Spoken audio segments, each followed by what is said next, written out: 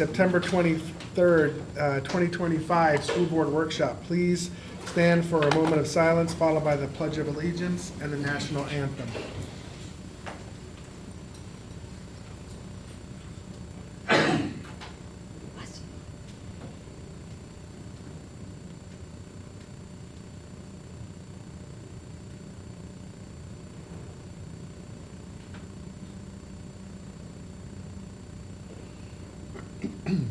Please join me in the Pledge of Allegiance. I pledge allegiance to the flag of the United States of America and to the republic for which it stands, one nation, under God, indivisible, with liberty and justice for all.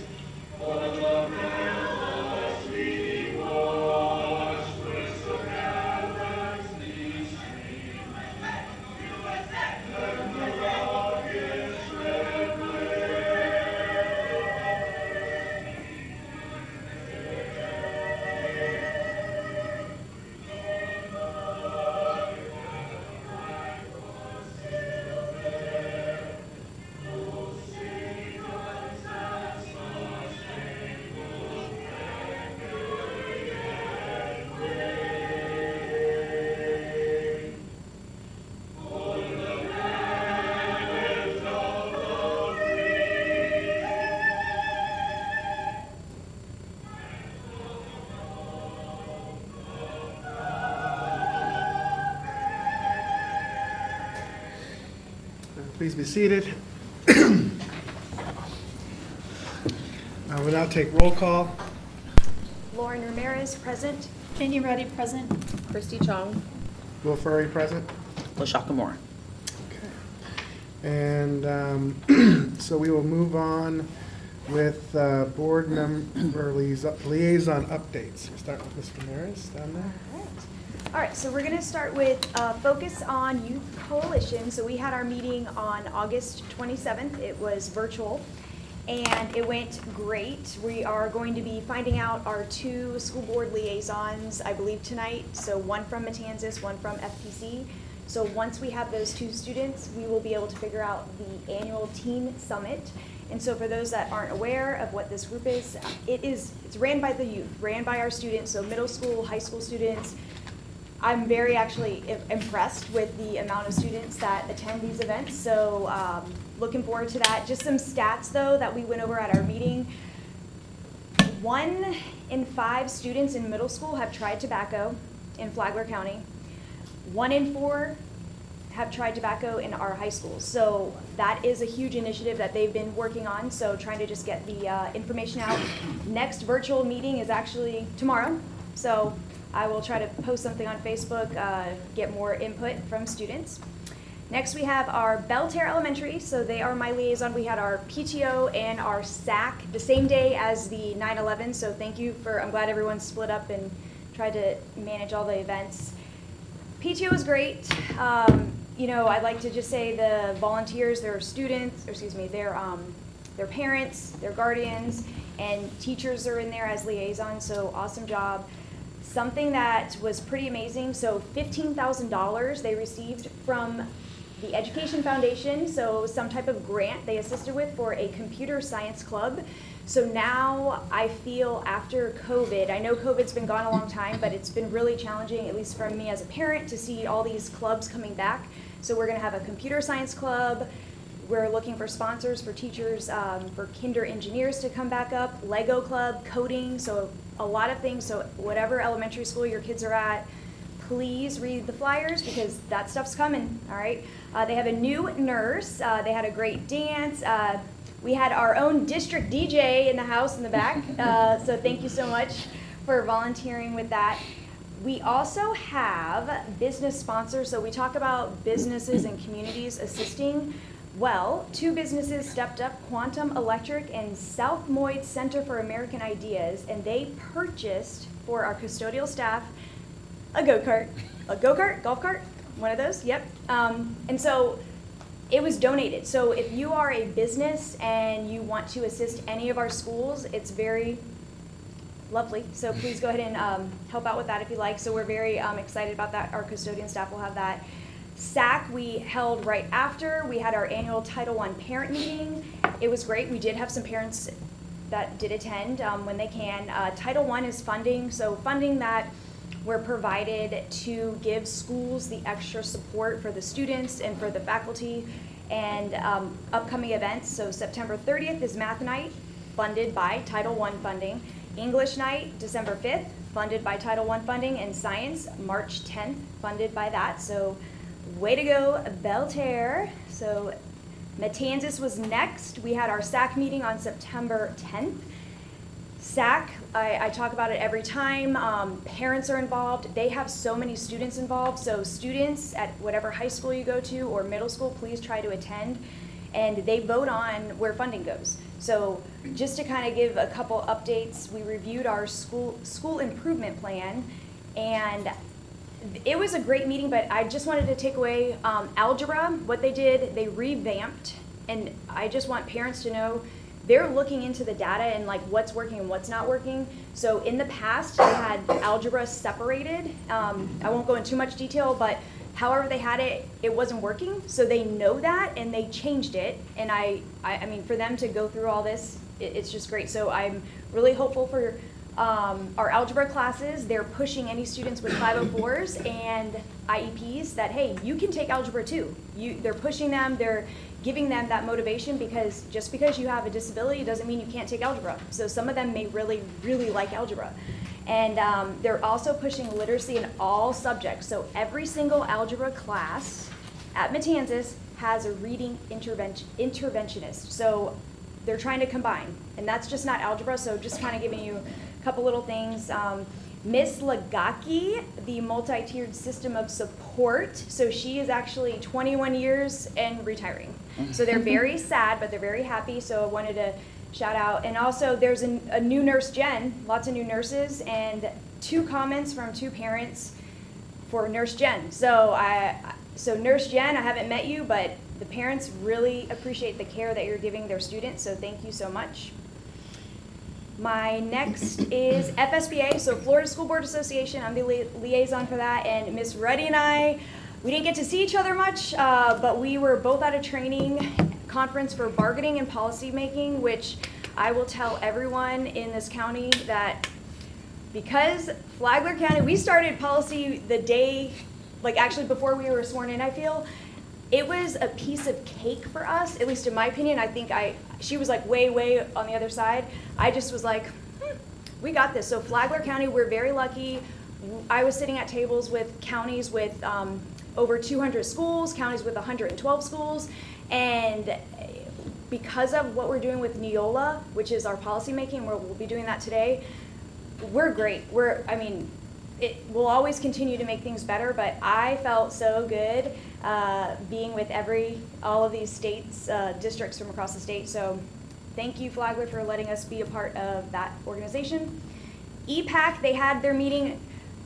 It's always on a day that now I have 3 other things going on, but I read the minutes and it looked like it was fantastic. Dr. Holliday, I don't know if he's in here. So I'm hearing good feedback. So if you're a parent that would like to participate, definitely reach out to any school board member or Dr. Holliday, but think of things that they reviewed, para-training, collaboration, family communication, anything that we can assist with to make anything better, or what are we doing great. So that wraps it up. Thank you very much. Have a good day.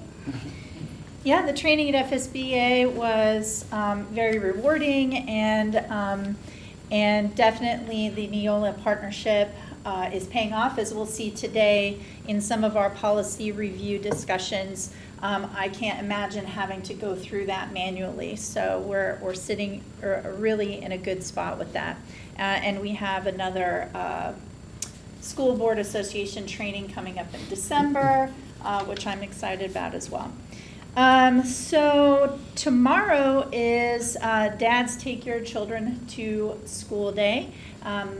We hope that's not the only day that you might be interested in taking your children to school, but it's just a celebration of the father's engagement and celebration of their participation in all the things related to raising their child, including school. So we look forward to the events in the county around that. I believe some schools try to bribe you with donuts to show up, so that's great. Flagler Palm Coast High School, they are beginning to get ready for homecoming. They have their School Spirit Week, October 10th to the 17th, that they're looking forward to. And then their Student Government Association is sponsoring or running a program which is I think an excellent one. I can't recall an SGA project like this quite in recent memory, but they're calling it Tiny Toes. They're raising awareness, but also supplies, donations for preemies in the community. So if you're interested in supporting that, check out the FPC website.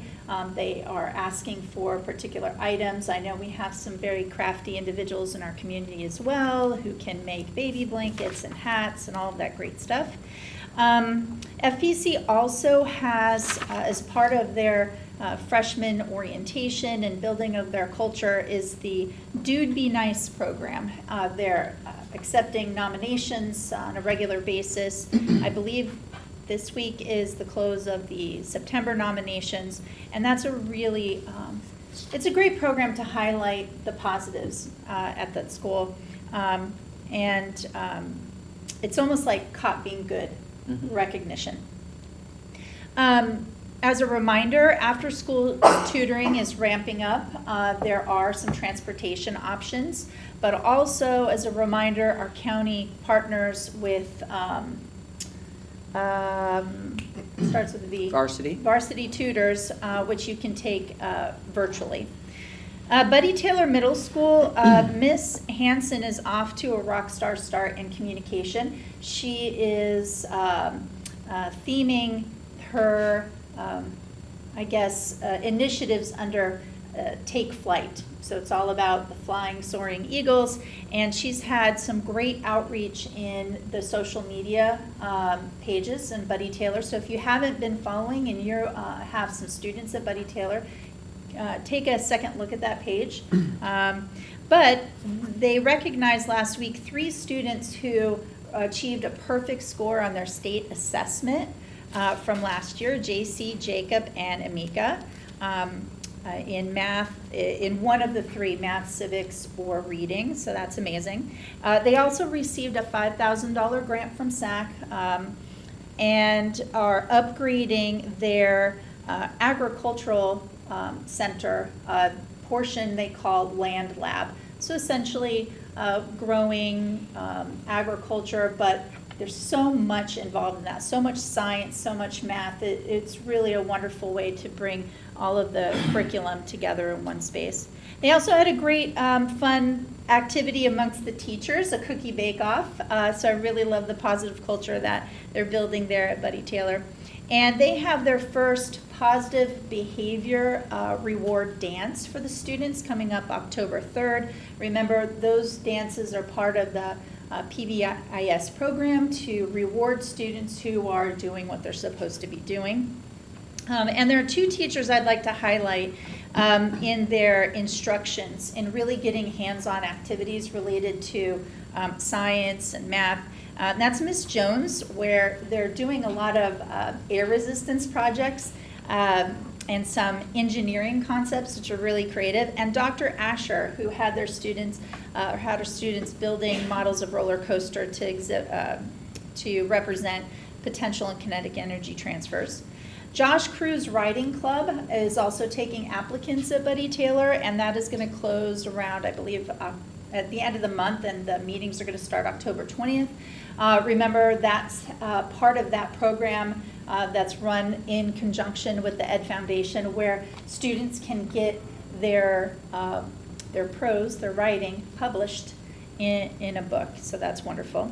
I also want to shout out our folks in tech and who are managing our web pages. I had requested that the African American Mentorship Program website be updated, and I see that it has with accurate information. So parents, you can go on, use our AI chat, take you right to the space, find out how you can get your students involved in that really rewarding program. This past Sunday, Live Like Cameron, it's a 503c organization started by parents in our community whose son went through 7 years of a battle to fight cancer. That organization supports children who are going through cancer treatments, and they had a superhero-themed 5K event. It was wonderfully attended. Saw several staff members and students there. It was wonderful.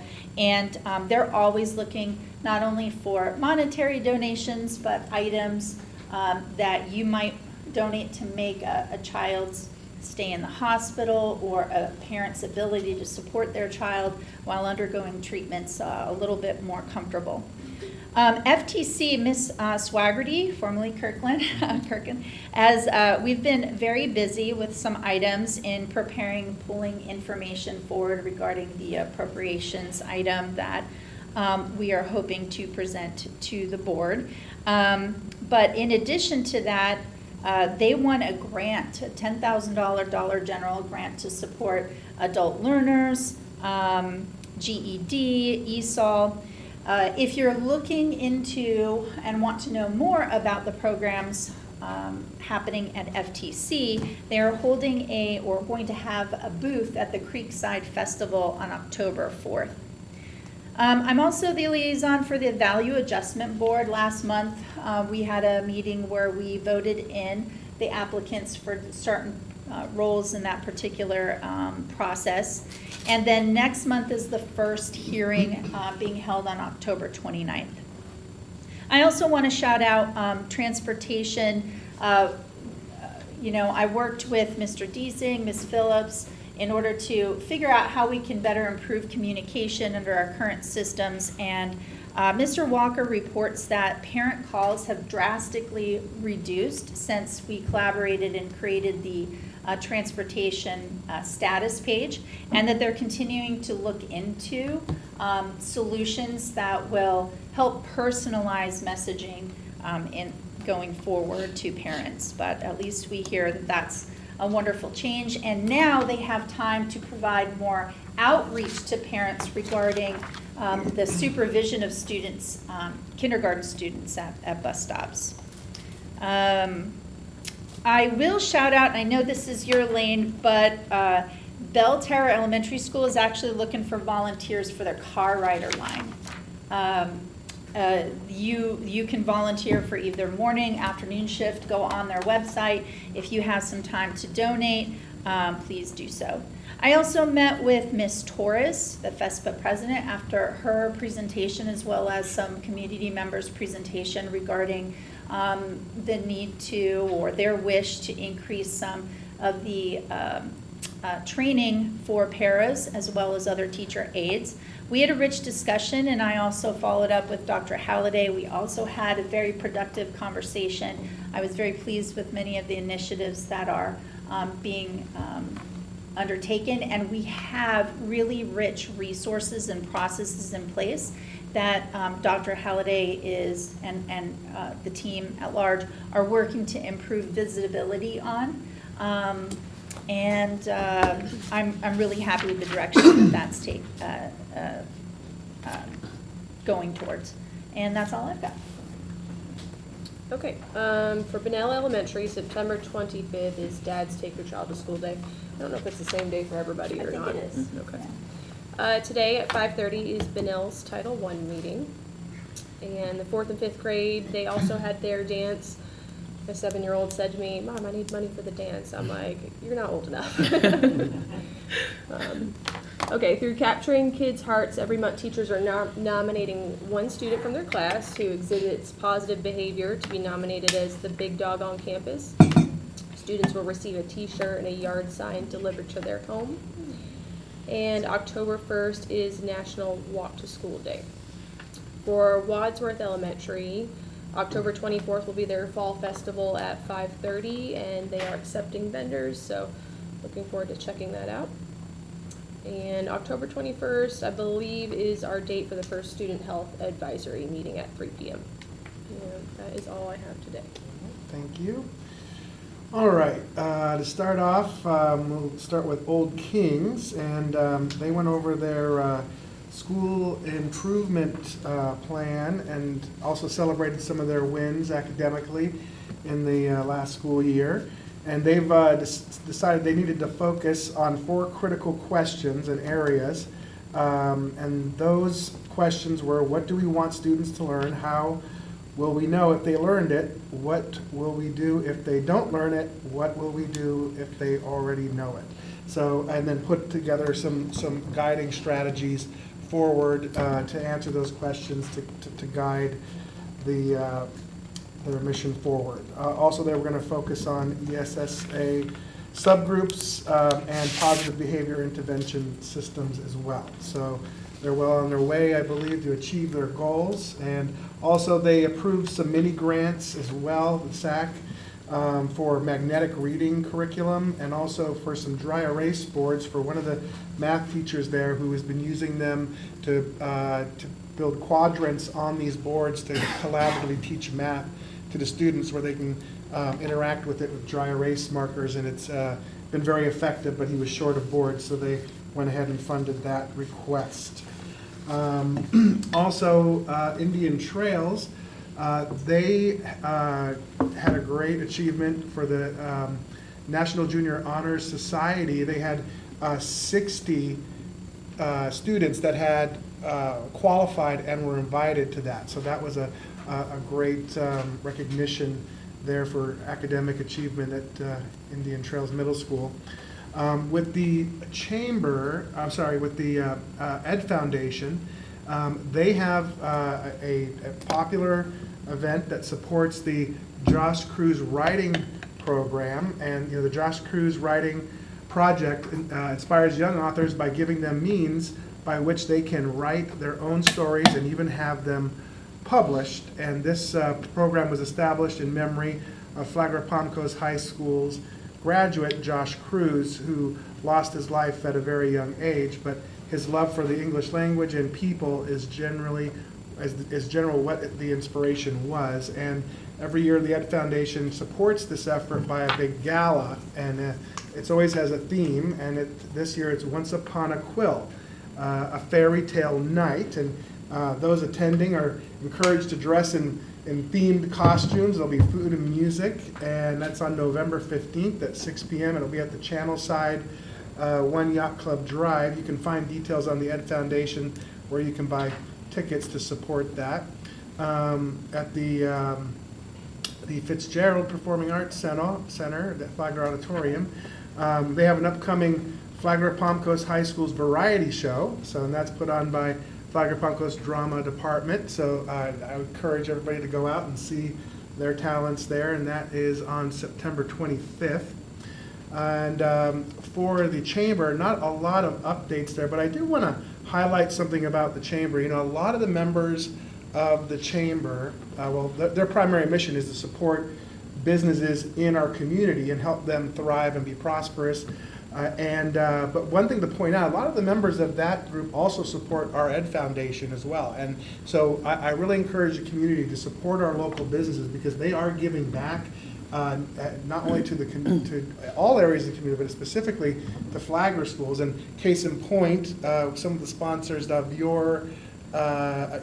the donation of the golf cart that you mentioned are members there as well. Mm-hmm. So you can see they're not just speaking it, they're doing it. So please support our local businesses that support education. And that concludes my liaison updates. So we will move on from here, and that leaves us to the agenda for today. Are there any changes to the agenda? No. Okay, then I'd like a motion to approve the agenda as stated. Move approval. I have a motion by Ms. Chong, Second. second by Ms. Ruddy. All in favor? Aye. Aye. Opposed? Hearing none, we will move forward with today's agenda. So now we open up for public comment. Is there anybody here for public comment? Yes, we have 2 comments. Okay. Our first public comment is from Ron. Okay, welcome. Okay. Hi, my name's Ron Long. I was pretty much the primary, I was pretty much the primary organizer for the Charlie Kirk Vigil that we had this weekend. It was put together in a very short time. It grew exponentially, and I just wanted to come and give a formal apology to the board and to the superintendent. I apologize that you guys didn't get pulled more into the event. It just happened so fast and so quickly that it was everything I could do to keep the plates spinning. So, thank you very much. Thank you, Mr. Long. Appreciate that. Our second comment is from Catherine Cheek, and this is regarding the school safety. Welcome. Please come on up and have a seat. So for mine is a formal request for the addition of advanced safety for weapons detection for our schools. Specifically, my interest is FPC, where my son is, but all schools.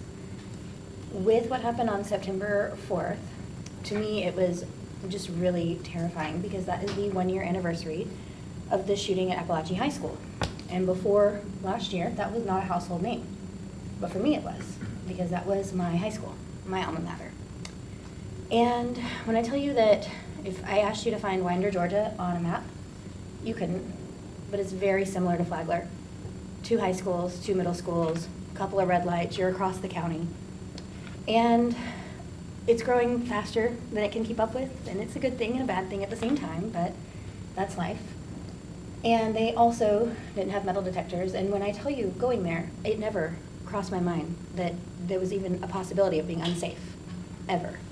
Not possible. But September 4th, 2024, a kid brought a gun to school and shot dead 4 people. Students broke protocol and pulled their football coach in, ripped the shirts off their backs, and tried to plug up their wounds and saw their coach take his last breath. They had to evacuate for their lives. Halls covered with blood. They tried to paint it, wash it. It didn't work. They plywooded it up, painted it white, and pretend that the math hall doesn't exist. In some of the videos that came out, I saw my old locker in the background. So when I tell you September 4th, when we got that lockdown for FPC, it was terrifying. And we know now that it was a swatting call and it was unrelated.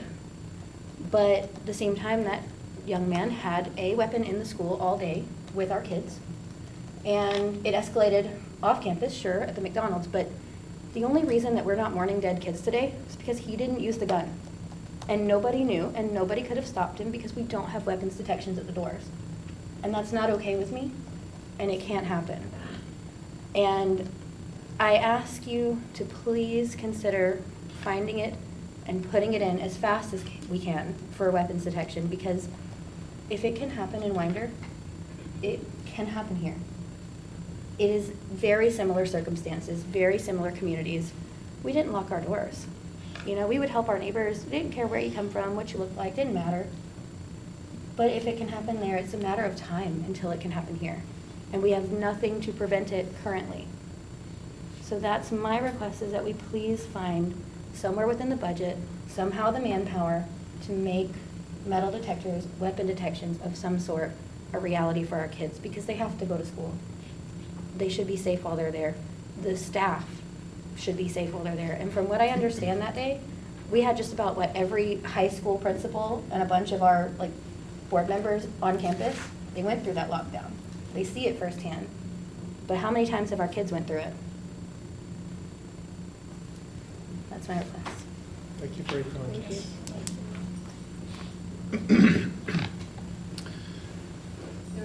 No further? Okay. Do you want to reiterate that the board doesn't respond, staff will get back? Yes, as Superintendent Moore just reminded me, I just wanted to let you know that we do hear every comment that comes to the public. We don't respond right now, but believe me, we do workshop these things, and things like this do come back to the board for future consideration. So we appreciate all the input from the public. Okay, and so we will close public comment, and we will move on to 6.01 student progression plan. Dr. O'Brien and Mr. Reynolds. Oh, and I'll do my best version. Mr. Reeves. Board Chairman Ferry, board members, Superintendent Moore. Today we're going to bring before you our student progression plan and entertain any questions or comments or thoughts about it. This is a document that we're working through, and so I just want to walk through that, the changes, and the changes that are represented aligns us with statute, rule changes that come up throughout the year. This was a gentler year for K-12, and so there's not as many as we've had in the past. But I'll walk you through them and stop us at any point in time if you have any questions or concerns. The first change will be on page 7, and that is in reference to our ASCEL checklist. If you look, we were using level 5 for scores in the process when we're looking at consider for those advanced courses and opportunities, and we changed it to the 95th percentile. And the reason for that change is it allows students and us to identify sooner than waiting till the end. Remember, math in particular, they're testing on end of year expectations, and so you might not see that level 5 until the end of the year, which would be normal. This, by doing the 95th percentile, allows us to identify students sooner and intervene quicker with opportunities for them for advanced courses. On page 12, the cleanup on that page has to do with just alignment with our K-5 versus K-6. We missed that last year, and so we identified the age ranges to make that more in line with what we have going on with our K-5 to 6-8 courses. And then the grading scale, you'll see there on that page as well. That just aligns with state statute on what they identify that as the opportunities there. Now more substantive changes is on page 13 and 14, home education clarity. And that's really just to kind of help our parents as we have more and more families taking advantage of these opportunities within our community. We want to make sure they understand what the expectations and roles are for them, of us as well. And so, for instance, students can't go through homeschooling their entire time and then try to graduate from FPC or Matanzas. There's very specific statute where they have to align themselves with to be enrolled by the end of their beginning of senior year to get that opportunity for them. So just that's in place. And then on page 14, you'll see we've scratched makeup work, and all we've done is we've moved it into a better alignment throughout the document for our families and our educators. On page 16, we added language in part of 17 regarding PEP. And again, just trying to clarify for our families information to kind of help them be able to make informed decisions about their students and diploma options and senior items. On page 18, we added some language here, just required instruction. And the state is changing from year to year, different things that are noted as required instruction. And so rather than trying to make a comprehensive list of everything, we covered in these two statutes about the required instruction being taught in our schools. But we did draw out and make an exception with regard to CPR and AED training, because that was very specific in the statute. So that's line item separately from that, but that is also required instruction that's to take place in one high school class and 1 year in middle school as well. One other note there on page 18, it's just a small item, but it's significant, and that is around grade K-5 in the virtual instruction program, our Flagler. While we do use FLDS curriculum, it is our instructors now. Before in the past, we contracted with NEFEC for those instructors, and this gives us stronger position to work with families and accountability for our students' achievement. And so we brought that back in-house. So it's no longer virtual through that organization, it's through our own, and our own staff. It's still FLVS, but. FLDS curriculum. Okay. Yeah, it's now our local teachers that are doing it, which allows for them to meet with students here face to face as well. So we're not contracting for that service, but Okay. for the platform did not change. Correct. Okay. Page 23 outlines some changes just in regard to the grading system. I'm going to let Scott address that for us. So we had weighting categories for elementary school in the progression plan previously. When we met with administrators, they shared with us that a lot of elementary teachers don't use the homework category all the time. And by not putting a grade in the homework category, it actually skews the weights into the other 3 categories, which puts them out of compliance with this document. So to make sure that no one's out of compliance while we get together, and we're actually putting together a task force for elementary grading to look at these categories as well. But just to make sure that no one's out of compliance, we decided to take the weights out so that teachers have a little bit more flexibility with the grades that they put in for this school year. And the team that we put together is including teachers, administration, and district staff to review this process. We're looking holistically right now, just our grading systems and platforms to bring up to date and to review of processes, and our teachers and our team members play a vital role in that space. And to provide consistency across the elementary schools. Correct. We moved makeup work to page 23 here for our K-5 because it's specific to them. So we built that language in for that.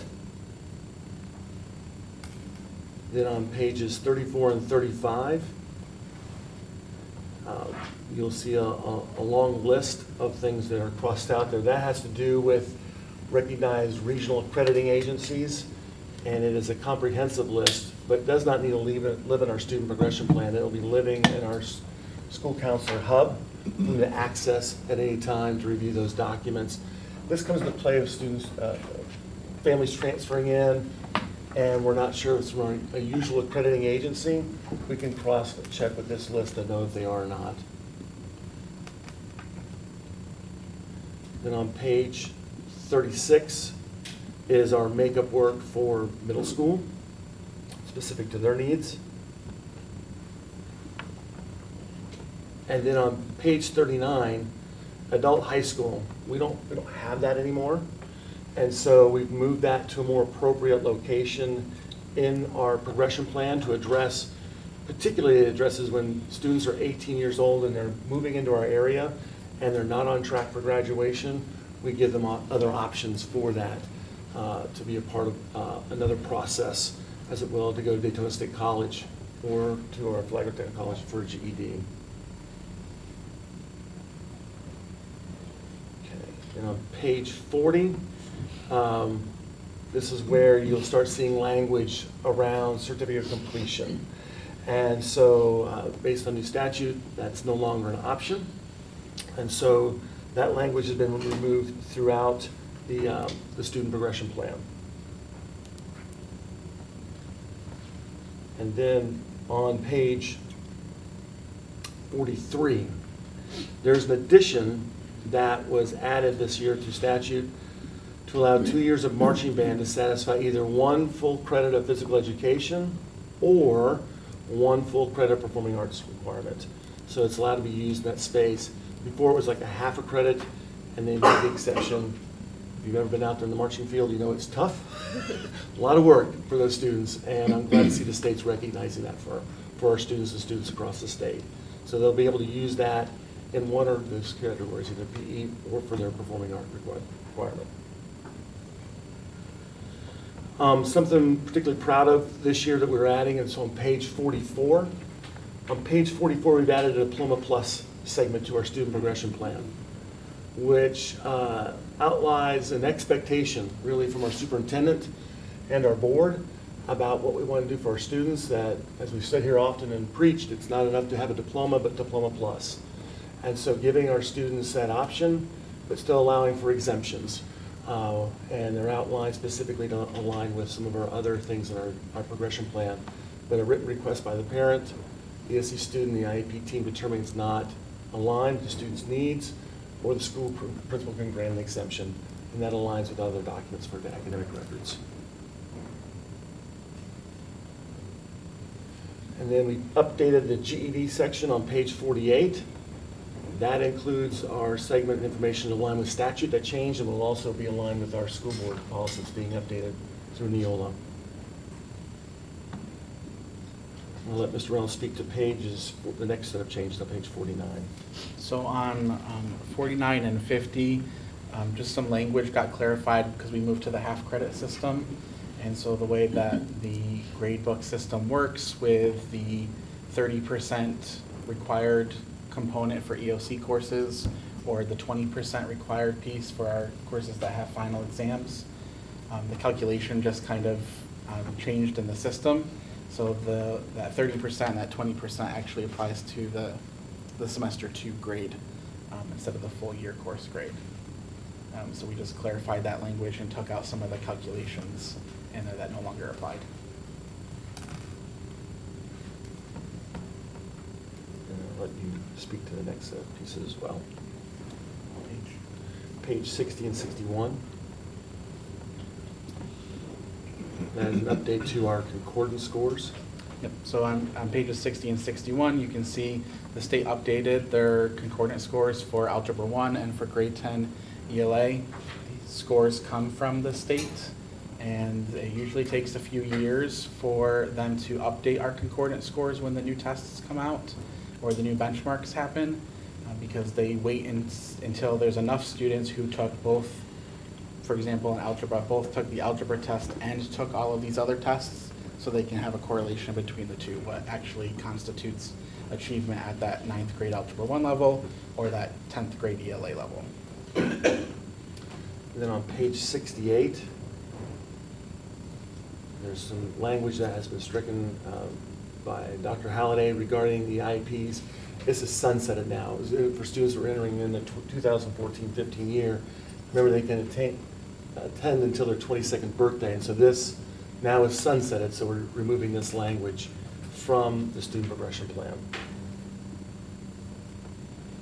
And then lastly, page 72, a student with disability receives a certificate of completion as an IEP it requires. That's been stricken as well because we do not do the certificate of completion anymore. Any questions? I appreciated the time to converse about this because it's a rather big document, a lot of changes, affects every student, every teacher in our county. I would, as we discussed, encourage you to continue to, in evaluating our grading system, especially for those high school courses, kind of do a cross-state analysis, as all of our students are competing for those same limited number of spaces for college, career, even Army, right? The armed forces, they want to take a look at your grade level, and I think part of that ASVAT test. So I also think it would be helpful if you could speak on some of the discussion we had relative to the certificate of completion and the diploma that is available for students who are on the alternative standards access points. Absolutely. Dr. Howley's going to join us for that segment. Welcome, Dr. Holliday. Hi, good afternoon. So particularly related to our students on access points, you're curious about what the difference in the diploma is? I just want to make sure that there's clarity on what the statute has changed, because I think there's some anxiety that Florida is removing that diploma option for our IEP students. Sure. So for our students that are eligible for alternate assessment, which is less than 1% of all of our students, they're on a programmatic path called access points. Access points are still general ed curriculum. It's just how they're accessing the curriculum versus taking in the entire curriculum that we would expect our general education students to do. It is still a standard diploma. So along with all the other options for our individuals with disabilities and without disabilities, it is another option. It's just exclusively for our students that we have determined have the most significant cognitive disability and they're unable to access the curriculum, the full general ed curriculum. Right, and this diploma of completion essentially was almost a timeout, almost like a certificate of participation, which is going away. The previous one. The previous Yes, one, ma'am. right? And the alternatives there are, if you're not successful even as a gen ed student, an IEP student, we may direct you to GED options. Is that my understanding? Well, we're going to work hard. We have Grad 100 coaches on both of our campuses that work very diligently to make sure our students are all graduating. And that's evident by our increasing graduation rate. There are students that might take advantage of an 18-hour option versus the 24. So there's several options. There's also the CTE option. So there's a number of opportunities the state has laid out that Flagler offers our students to kind of help them stay on track so they do graduate with a diploma and hopefully the diploma plus. And what we can do, because this will come back before you, we'll pull the information so that we can tell you how often this has been used. It is, the certificate of completion has not been one that we in Flagler County have traditionally used a lot, right? It is available, but some of the other ways, but we can bring that But we've been information. very We actually aggressive looked with the at grad. the class of 2024, sorry. No, go ahead. Because class of 2025 isn't finalized yet until the grad cohort process ends in December. But the 2024 class, we had 2 ESE students who got a certificate of completion, and both of those students were hospital homebound students who just weren't on our campuses to be able to take those assessments. It wasn't because of a disability. Right, it wasn't a formal, I mean, hospital homebound is a formal disability, but they're not eligible for some of There the were waivers other and some of the other extenuating options. circumstances. Yes, ma'am. So we've been very proactive in Yes, ma'am. ensuring students graduate with the diploma of substance. Yes. And so this is going to affect us Yeah. almost none. Yeah, so it will have an impact on others maybe across the state, but for us, it is not one of the practice. We want our students to graduate with a high school diploma. Awesome. Correct. Thank you. Any other questions about the progression plan? I like that the diploma plus is in here. One thing I noticed, other counties, they may have, ACE and dual enrollment, but they have separate facilities for, allied health or for music or for whatever it may be. So I like how we can include it all because we are still that small district growing, but I appreciate it that it's in here. So thank you. Okay, great, thank you for that Thank you. presentation. Absolutely. All right, so we're going to move on now to 6.02 Flagler Youth Orchestra. And Mr. Reeves, you going to stay with us here? Just for a little bit more. Okay. So thank you for the opportunity to come in and share with you about our youth orchestra. It's been a couple years. And I just want to give you an update of where we're at, both programmatically and financially, and some next steps that we're working towards. So if you turn the slide, enrollment right now is 183 and growing. And that is where we ended above last year. And that's re-enrollment from the previous year, as well as we do an elementary FYO tour at the beginning of each year. We're pretty excited about that. We're going to probably move that to the spring next year, when it's a little less chaotic for principals as they're trying to get all those first day procedures down, and a little more downtime where we can actually push into that space. So excited about that. Also excited to tell you that all of our Flagler schools are represented in our youth orchestra. So all of our public schools are participant of that. We have 7 staff members, and you can see that there, from executive director to foundational instructors. Performances, we are still doing our 3 concerts a year, the fall, winter, and spring, held at our Flagler Auditorium, some proud partners of ours. And we established our quartet, the Orange Blossom Quartet is the name of the group. And that is a student premier group that goes out and does outreach and fundraising events within the community. And they communicate through our website, through our district website, which is up to date. They provide weekly newsletters to the members, as well as working on our social media platform for Facebook and such. The financial information, there you can see the past 3 years, going into our 3rd year now for our general fund support, which we're grateful for. And the internal FYO account, the balance beginning for us 23-24 is about $7,800. Currently, as of August 30th, we're sitting around $5,400. And in addition to that, worked with our finance department to confirm that we did some financial audits. It's now part of the annual review. And there was no findings in 23-24, and preliminary there are no findings for 24-25. That final has not come out yet, but preliminary they're showing no findings. The funding generation outside of the general fund support is through fundraising, donations, concert rental fees for instruments and concerts.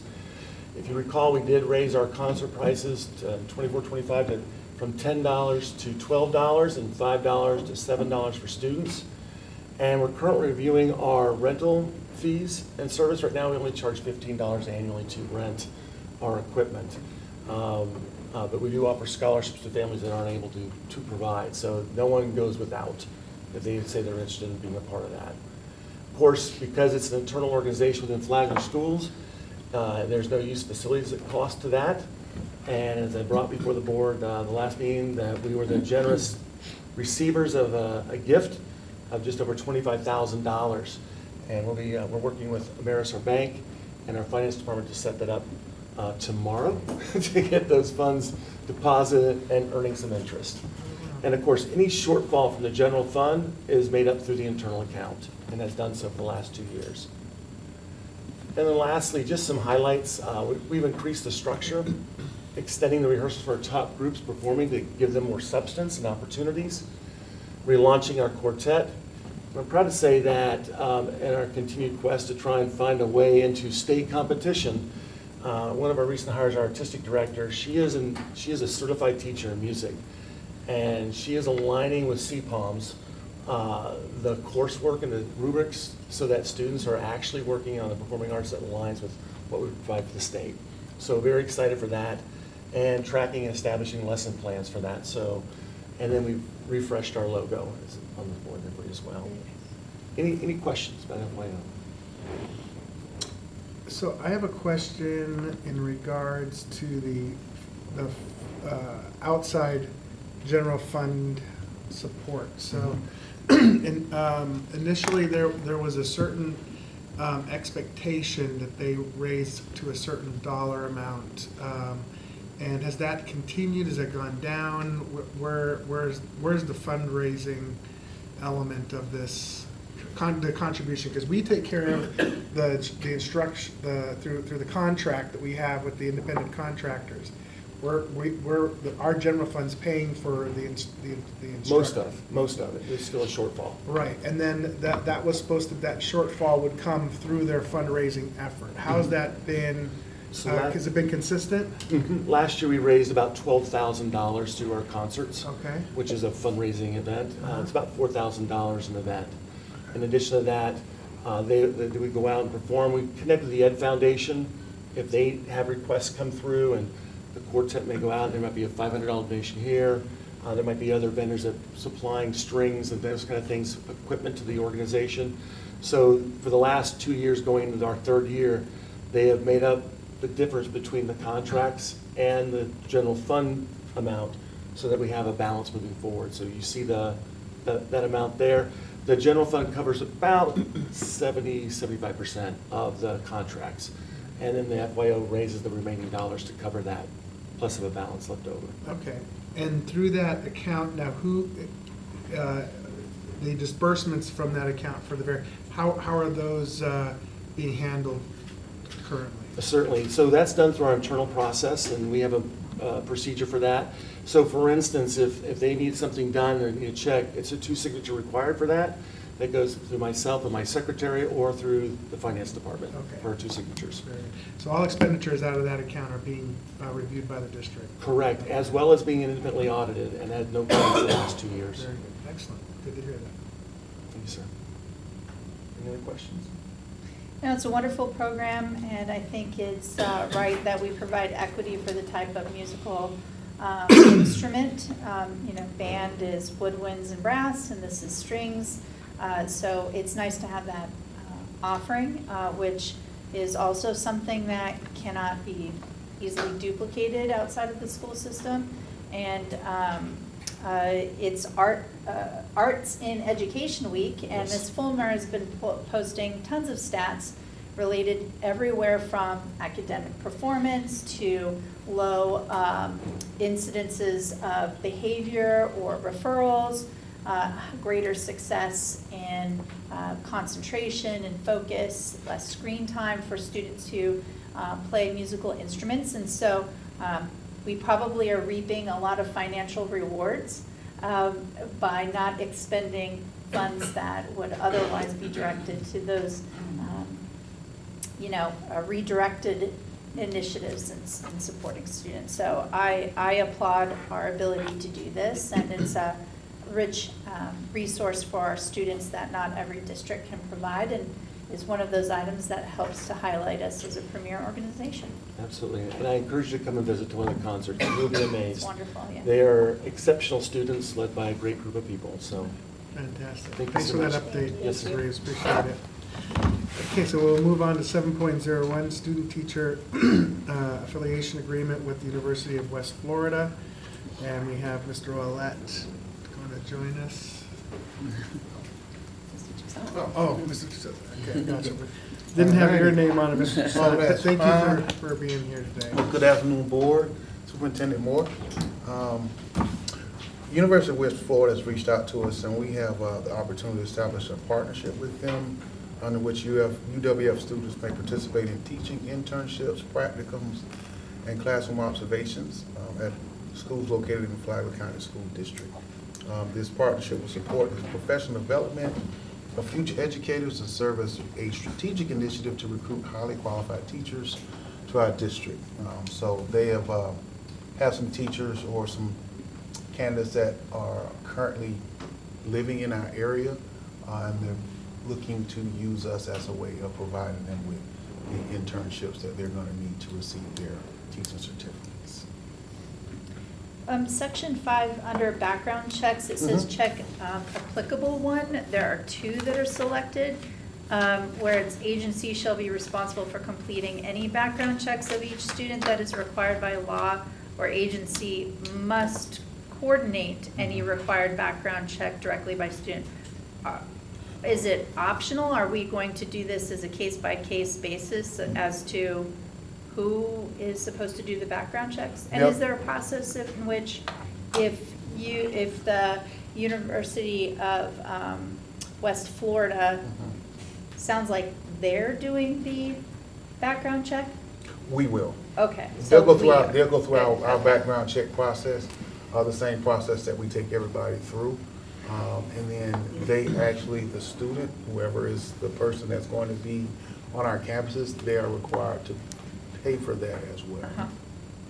And remembering too that now that we have a universal system, if they've already, for some reason, Yeah. received a background check, then we would receive that as long as it's within that office system. So, Mr. Delaney, under section 5 there, is it supposed to be where we're just checking one? Or is it appropriate that there are two options selected there?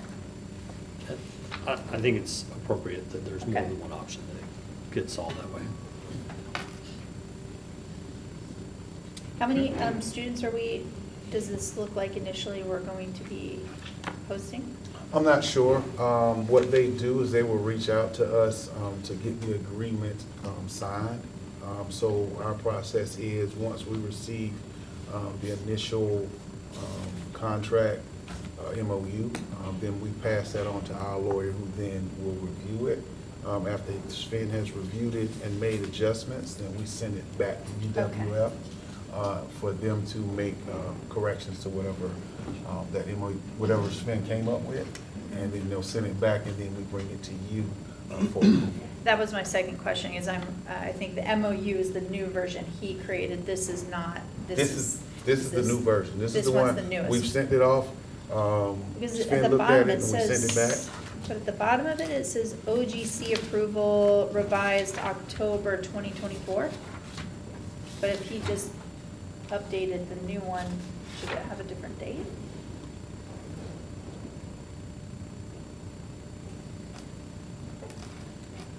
The bottom, like of the actual form. The footnote. Oh, and the footnote. Yeah. And the footnote. I'm not sure why that's there. I do know for a fact, we sent this off, had it I've And gotten this to is the Sven. most up-to-date This is the version. most updated Okay. version.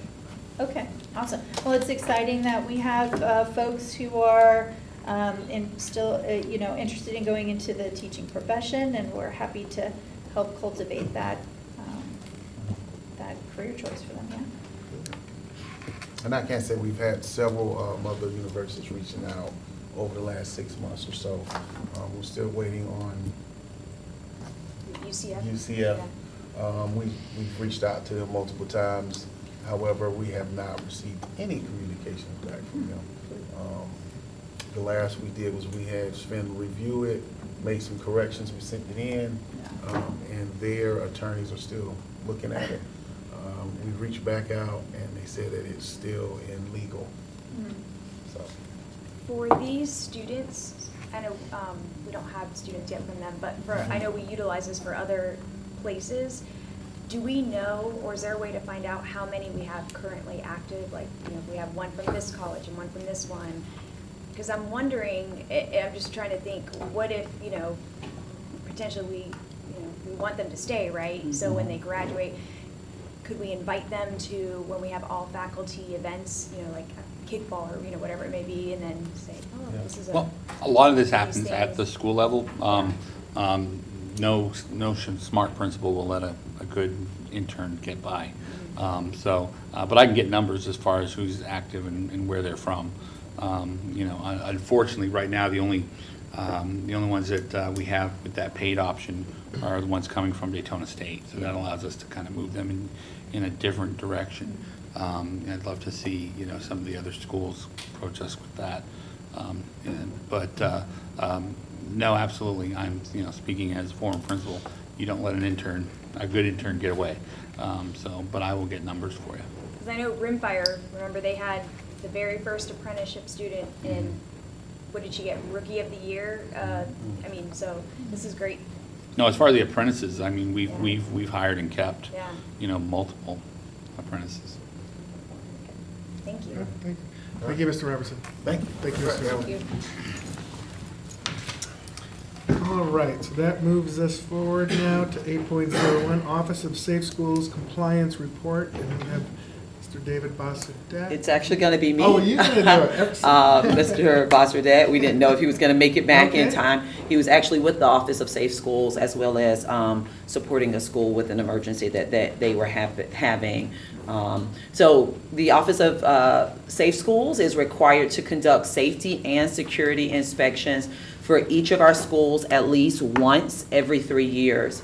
Each quarter, the district must share the findings of these inspections with the school board. In addition, during the first quarter of each school year, the district is required to provide the total number of schools inspected in the previous year, along with the number of schools found to be in full compliance at a public meeting. During the 24-25 school year, the Office of Safe Schools inspected 8 of our schools. 6 of those schools were found to have no deficiencies, as reported to you last year. 3 deficiencies were identified, all of which were corrected without a need for a reinspection. 2 of the findings were managerial findings for the hard copies of training certificates being available upon request. And as well as the monthly notes missing for 1 month. And so those were immediately corrected within 24 hours, and there was not a need for re-inspection. And then this third finding was the new principal. We talked about this. The new principal at Old Kings had not completed the day 1 of the threat management training, had done the day 2 within the 60 days, and so that was also corrected. Actually, the Office of Safe Schools came and supported us in making that correction. So this is the report for last year. At this time, we have not had any inspections this year. Okay. And we'll bring this back to you each quarter. Thank you, Superintendent Moyer. Okay, so that will move us on to 10.01, Board Policy Update. We have Marcus Sanfilippo. Thank you. Good afternoon, board. Mr. Smith. And before Mr. Sanfilippo and Attorney Smith begin, most of these recommended updates are updates that have come as a result of legislation. There is one update that comes as a matter of a board member request. We have provided you some language to consider. It is the purview of the board in order to address any of that language and make any changes and recommendations, of course, also in collaboration with Attorney Delaney. Before you, there are 47 total policies to review. As Ms. Moore said, one is revised based on a board member request. The other 46 are based on Neola. 40 of them are revisions, 7 are technical corrections. And their technical corrections are some corrections that are non-substantive. And they do change, all the changes are based on state statute, state board, and just the different information. Of the 7 technical corrections, you'll see the first 3 are things that are with Twitter. There was actually 7, I think, with Twitter, 6 Twitter corrections, but we caught some before we went into the August adoption, so there was only 3 that we needed to update. We have a correction spelling when it came to 243101, participation by transfer students. Correction with a addition of some heading changes in 2455 with dropout prevention. If I go too fast, please let me know. And policy 5330.01, we had some references to another board policy, and then 5410.01, the promotion, some changes with capitalization. So again, they're all technical changes for those. That's why I kind of quickly did those. Next section, if you go to the next slide, it says standards of ethical conduct. On here, it was just Senate Bill 348 talked about stolen valor, adding that. So we added that into that policy. And then our policy bylaws of 131. Again, there were some changes based on Senate Bill 108, where we need to go through there and make some changes in that. And then they did change the definition of technical change in Senate Bill 108, and so we updated that to match the definition that is going to be amended in Florida Statute 12052. Then we go into some more lovely changes for employment. Again, in 3 different policies, if you recall with our policies, we do have the 1,000s for administration, the 3,000s which are instructional staff, and the 4,000 which are support staff. So when we change one, it many times will impact all 3, and that's what happened in this case when they removed the January 1st, 2025 date and deadline and responsibility, and then adding some language for individuals who apply for employment are governed by the law and rules in effect at the time of application for employment, provided the continuing of employment is maintained. So some language added there.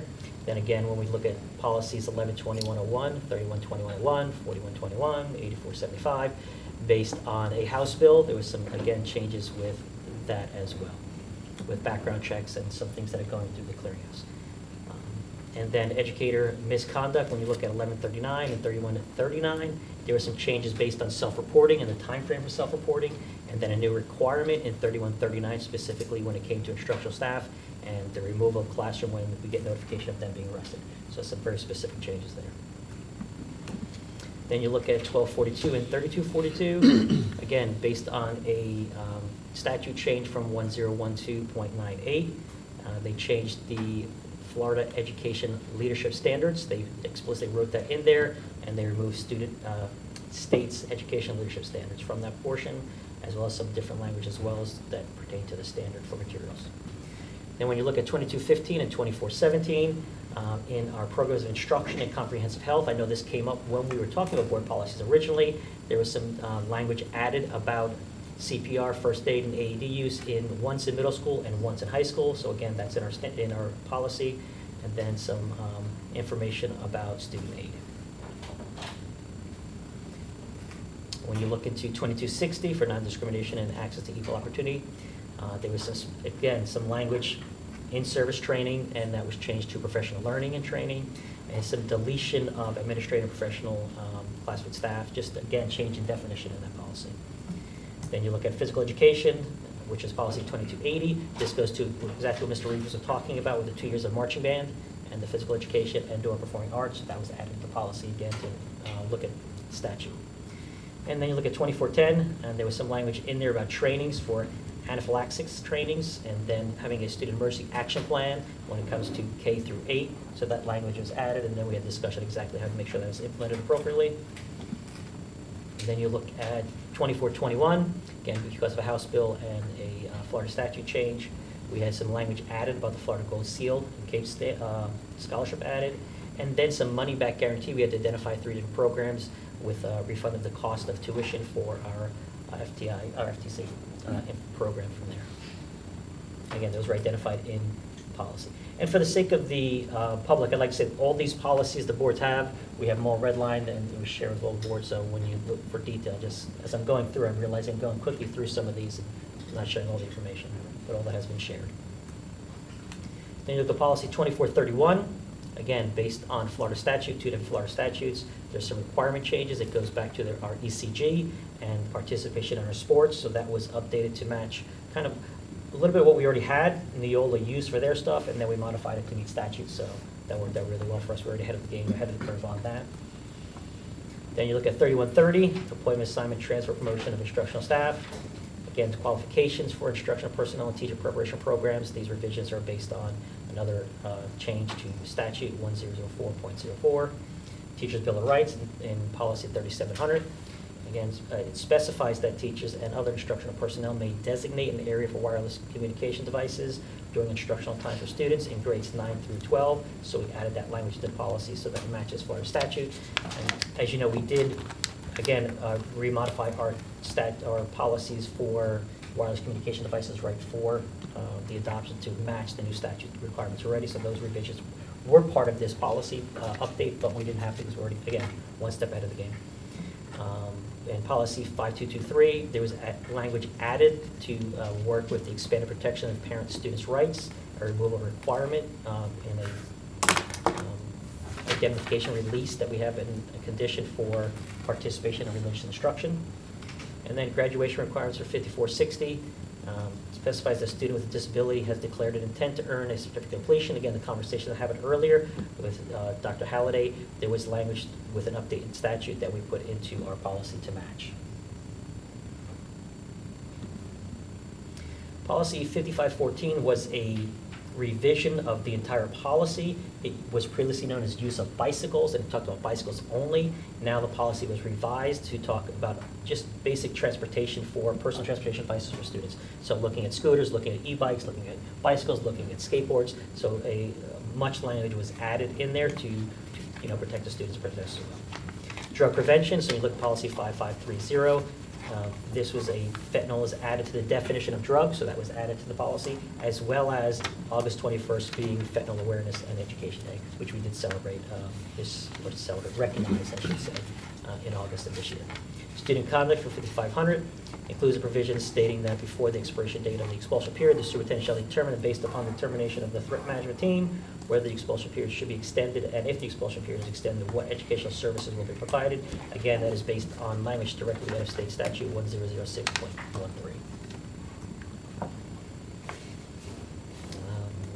Looking at 5600, policy 5600, which is student discipline, goes into principals or their designees must now give full consideration to the recommendation for discipline made by a teacher, other instructional staff, or a bus driver. So looking at that, as well as looking at, we do have a discipline matrix and aligning those so that they're in compliance. As well as looking at policy 6661, this revision includes changing the purchase cycle from the first 2 years of the adoption to the first 3 years of adoption, and revision to the priority of allocation of remedial and supplemental instructional resources to students. Again, this was based on 2 different state statutes, 1006.09 and 1008.25. Statutes are so exciting. Emergency management, which is policy 8420. Again, this was a Senate Bill 1470, and it just changed some of the language when it looked at locked doors, locked door requirements, and school safety requirements in exclusion zones. So again, our policy was just amended to match that Senate bill. 8452 is our AEDs, which is automated external defibrillators. Again, this was a new statute that was implemented, and we just changed our policy to align with this new statute. So that information is in there, and then there's 2 other policies that talk about CPR as well, which is 2215 and 2417. 8452, which is student abuse and abandonment. It talks about the human trafficking requirement that part of statute 1012.01, and that is just in our policy, and we're working on making sure that we're in compliance with that new statute as well. And then 8800 is policy for religious and other ceremony observations, which is taking January 27th as Holocaust Remembrance Day. Again, that was on statute 683.196. Policy 9200 includes a statutory reference in one of the background screening options, and that was included.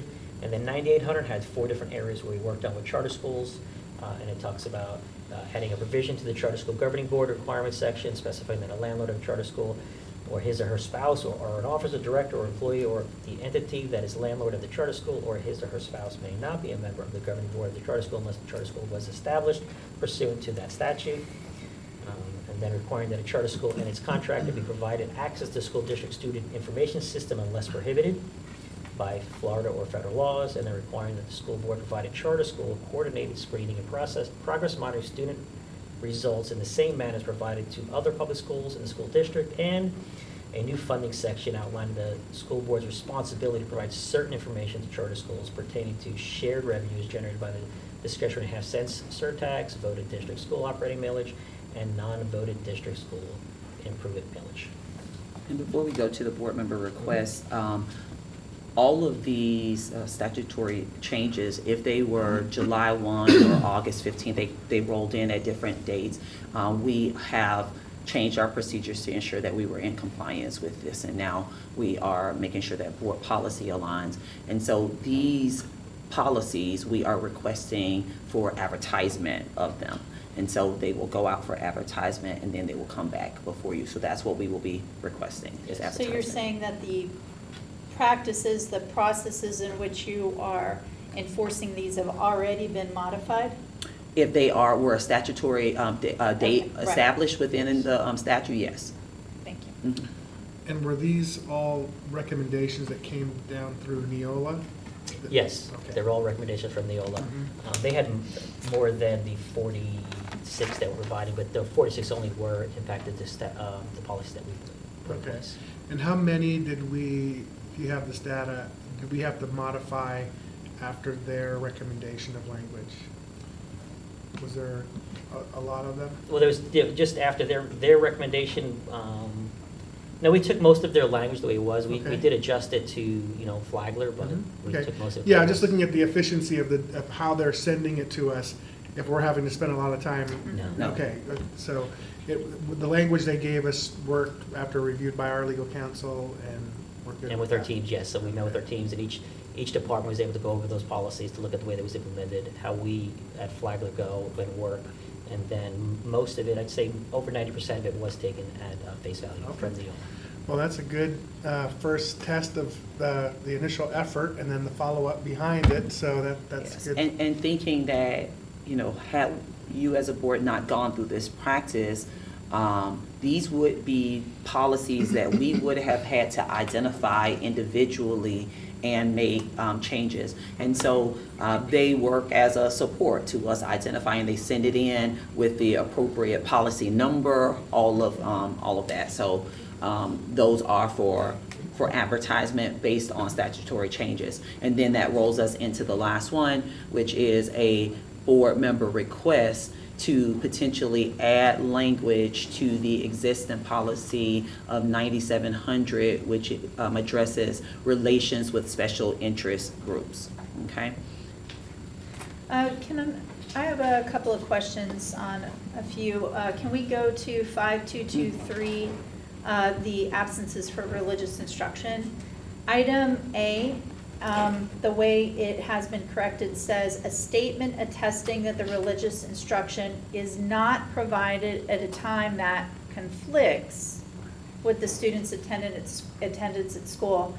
I had conferred with Mr. Delaney, because this sounds backwards to me, but maybe he can add, but it sounds like we're not,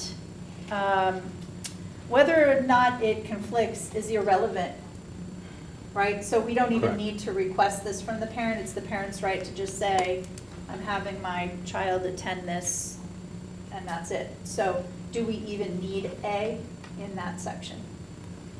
I think that the other language, I think it's, as it's presented, it aligns with the statute. So a statement attesting that the religious instruction is not provided at a time that conflicts. So they're saying, hey, this class, it doesn't conflict with my student's algebra class. so I want them to take it. But my understanding is that's irrelevant, because they're allowed to, it would be an excused absence. Right, so I think that that used to be the kind of information that districts or schools would ask of parents, and I think this policy is putting district staff on notice that that information is no longer required or relevant. But it does, it says the signed written request shall include the following. We're asking of the parent a statement. So why would we need this if it's not required? Are you thinking 5223? Yeah, Yes. part A. Okay. Well, I'm just looking at the revision. Yeah, it says- The revision removes the requirement that a parent guardian must indemnify or release the school board as a condition to participating in religious instruction. These revisions are intended to align with Florida's expanded protections of parent-student rights. I'm looking at the When you click specific on it. language. Oh, Just- Yeah, is open it. Where is In it? draft. Just click on the link and it will open it up, so letter A, it There used to were- say does not conflict, and now it's updated to conflicts. So that's what she's referring to, A. But not in the PDF that we're Right. looking at Yeah, here. correct, not in the presentation. So it's Oh. the same resource that you would have had to look Oh, at in order okay. to In evaluate my, these. He in the provided actual- the direction. Let me go to my email. Board then. docs. Yeah. The Now I know policies. what you're Yeah. referring to. But you go directly to board docs and look at drafts of policy. And you'll see the red versus green. But you have to be there. logged in. Yes, you have to be logged in. I could see the Well- piece for the liability. Just uh, see.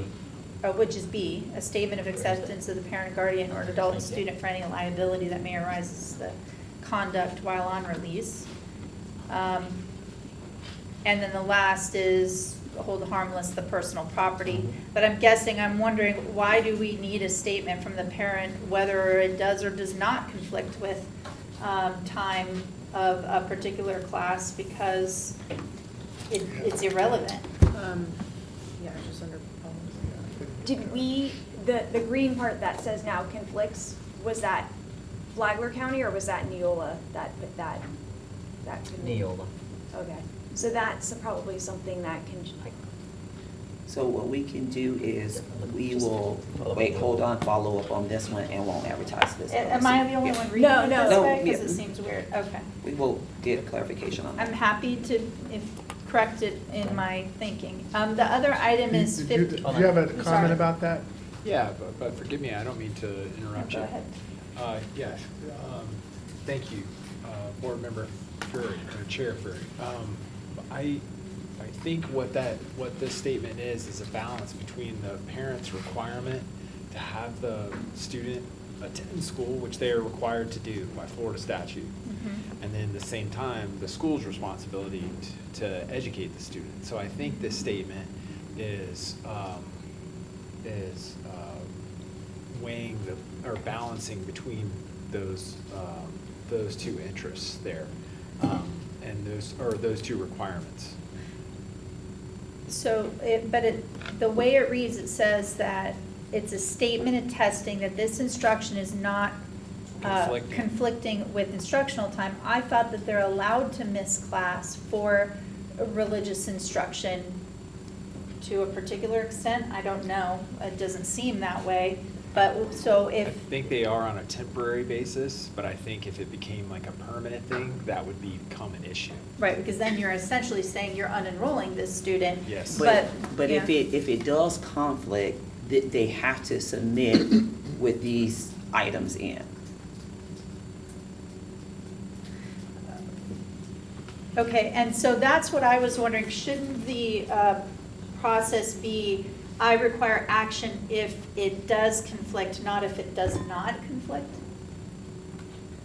And I will get clarification. I read this as I require action if it does conflict.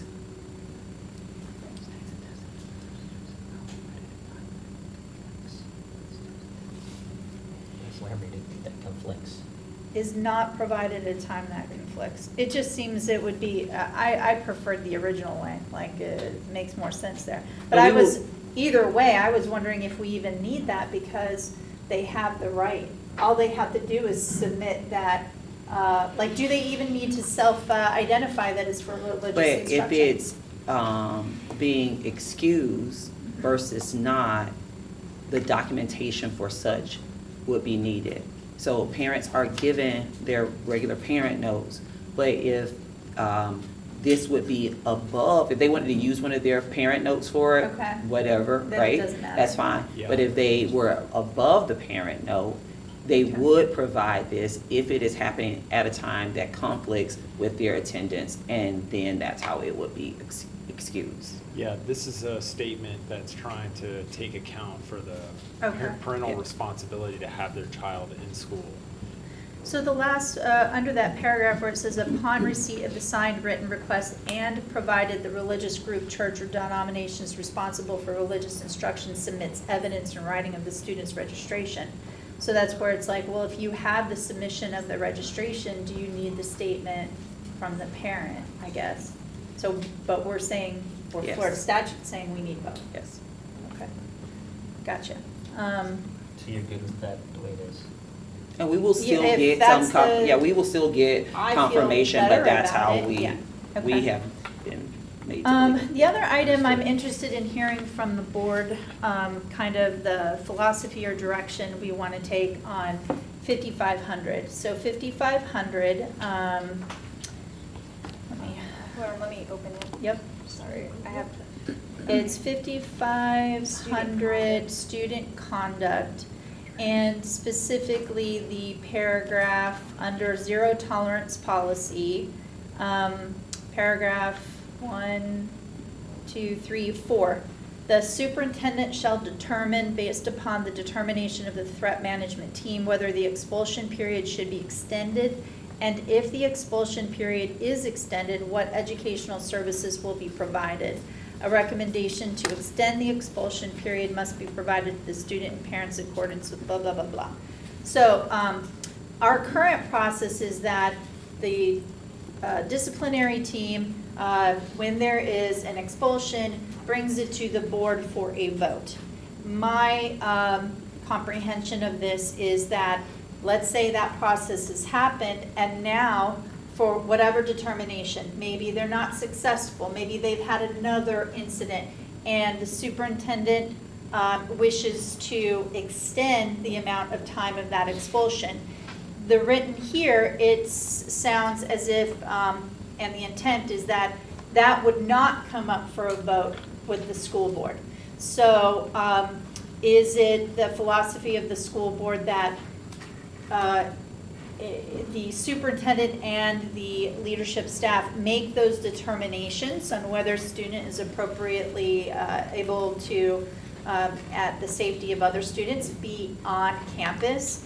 And if so, why are we requiring a vote on the initial expulsion or suspension, but not on the expansion of that expulsion?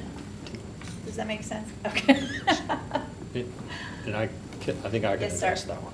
So if this language comes from 1006.13, and then there's a paragraph 3C underneath it, and there's mandatory language in there that says before this expiration of the automatic expulsion for bringing a weapon to campus is concluded, the superintendent shall determine. So it's not may, it says it is putting that responsibility on the superintendent, even though that does not align with typical expulsion decisions. So the superintendent makes the call under the statute whether it shall be extended, and then the right goes to the parent to challenge that under Chapter 120, the Administrative Procedures Act, to request hearing either before the board or an administrative law judge on a limited basis. It's not they're not rehashing all the facts. The facts are determined to be, evaluated, and the facts are fixed. It's just, is an administrative law judge or the board going to make a different interpretation about the superintendent's recommendation, or not recommendation, the superintendent's determination of whether it should be extended. And all of that you're saying is within the statute itself, but is not spelled out within our particular policy? Because I did not see that particular language here. Right. Policy references. Okay. I don't remember that the policy references 1006.13, but this is directly from, this is where that policy is pulled from. But in my mind, it does beg that question, right? Whether even upon the initial expulsion, is it the philosophy of the board that the board should have that ultimate determination, or along with this, we are leaving that up to the superintendent and their leadership staff? Well, we still have to approve the, You approve the initial, statutorily, you must approve the initial expulsion. Beyond that, if it is to be extended, it then goes into my lane. Right, and so it's saying an That is my extension, determinant. it does not need approved, that's outside. Unless the superintendent's extension is challenged by It's the challenged, parent, okay. and the parent has to be put on notice of it, and then it could become before the board or an Okay. administrative law judge. And you're saying that that particular caveat does not need to be added to the policy because it's Florida statute? I think so. I mean, there's a lot of policies here. That's always a balancing act. Uh-huh. If we recreate what is in Florida statute in all of the policies, the policies are going to triple in Well, size. I mean, it is frequent, right? They are to mirror. but it's a remedy, it's a good right? question. It's a remedy available to the family on not just this issue, but others as well, that this applies to when you go back to appeal to the board? Or is that specific statute specific to this circumstance? That statute is specific to this circumstance where the superintendent might make an extension based on the threat management assessments. No, I meant on the remedies of the parent to come and challenge and come before the board. That's available in other Right, circumstances. so there's already, that's a broad remedy for the family, for their, so I think that's the answer for And me. they would be able to, because, if, we don't want disparate information, right? So if a family has to go through this unfortunate situation, would they be going to our policy manual? Would it be clear that, oh, they've just had an expansion to the expulsion? Is it clear that they should, what their options are? Even if we don't spell it out, do we say parents have options under 1006.13 or something? But I think that goes beyond, that's like a next level thing. I'm curious if the board is, Well- the philosophy of, hey, if the superintendent and the staff are going to manage those expulsions, do we even need to have the initial expulsion voted on? The initial expulsion is voted on by statute. You have to, Okay. we have to bring that. But the don't statute align. doesn't have it here. Right, the Okay. statutes do not align with who has that responsibility at those two different stages. And that may change in the future because they may recognize that discrepancy. Maybe. I appreciate your optimism. Yes, which is, which I think is 1006.08, which is referenced in the policy, Yeah. the 1006.08, which talks about the board's approval of the expulsion. What, if I may, what may be a solution, I think would be helpful to everybody being on notice of the process without expanding the language of the policy itself, just simply citing to 1006.13. Yes. Might be helpful. That's what I'm thinking. As a reference policy. Because it Yeah. would trigger somebody to go look and cross-reference that, Okay, Yes. if that's that seems, appropriate. we're just putting a link to the statute or a reference to that statute? It'll reference the numbers authorization like at the in, bottom. yep, Right at the up bottom. top, Mhm. okay. And that was actually, we talked about that at our policy with Neola, that some districts are putting links to procedures, because policies are one thing, but then procedures are another, so that could follow down more to procedure based on what the district does. So then parents that do want to look up and research on their own, they have the ability, or the chat bot, whatever it may be. And when But- parents are in this situation, they are provided this information, yes. And 1006.13 is referenced at the top of the policy under legal with the statutes that are there. But if you'd like, I can add it right to the end of that sentence so that they have it as well. And this, my question is, for this specific one, was that Neola's, that's their portion of the template? So, and just, I mean, we spent several hours in, you know, other districts, and I mean, I see what you mean, what you're saying. I just want to be careful, because the point of a school board is policy. If we're going to say, well, we're just going to blindly adopt, oh, did Neola say this? Okay, let's go with then. Then again, let's save the county $200,000 and remove the school board, right? So I feel that we shouldn't be just say, well, if Neola said it, I don't think I'm there's not saying anything that. I'm wrong. wondering But I'm just saying, hey, as a whole, I just want to bring awareness that we should be looking at these in depth. I don't think there should be a hesitancy But to if there's a modify or reason, amend or if clarify. Neola did not write this, and this was our staff, and they did, then I would like to know what was the reason that you wrote this, if they felt that was needed. So that's why I'm asking, because there's a big difference. Sure. Because if they decided to edit it, you know, there has to be a reason. So Well, if they did, That was prefaced, then- these were Neola revisions with the exception of the one school board request. Yeah, I think it's So all that's worthy, how I was walking it's in, always that's worthy of understanding. discussion. You're absolutely right. We are here to make law. This is just, Neola is a tool that we are using. That we have access to edit. And they give us certain warranties by using their language, but they've made it clear that we can modify, and they'll still warranty their policy if they review and they accept the changes we put in. It's just a matter of whether it's worthy of modifying. I agree, but and I think that there was good discussion on this here, and ultimately, if we're talking about the same thing, is that, you know, when a parent is in this situation, automatically, usually, if they care about it, their first question is, well, what's my next step? What is my next remedy? We're going to point them that direction. Or if they have an advocate, or if they have an attorney in some cases, they will take it down.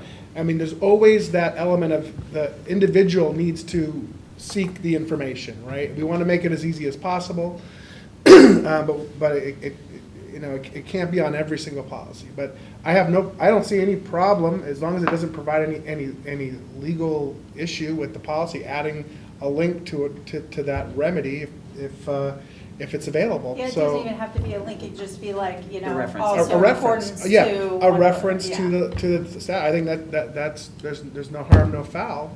And Ms. there. Reddy, I see your point, so, and I'm just trying to think, you know, if a situation occurred, because we've had several of this unfortunate situation, so if that were to occur, and then would have to occur again, and would it be in the better interest of the superintendent? So I'm just trying to, you know, think. So, and that's a good question. a couple things that I want to just kind of point out too for the public. The recommendations that are being made are not just arbitrarily being made, right? So I want the public to really understand that these are recommendations that are being made in order for us to be in alignment with statute. So that's where the language comes from. I also want to point to this specific discussion.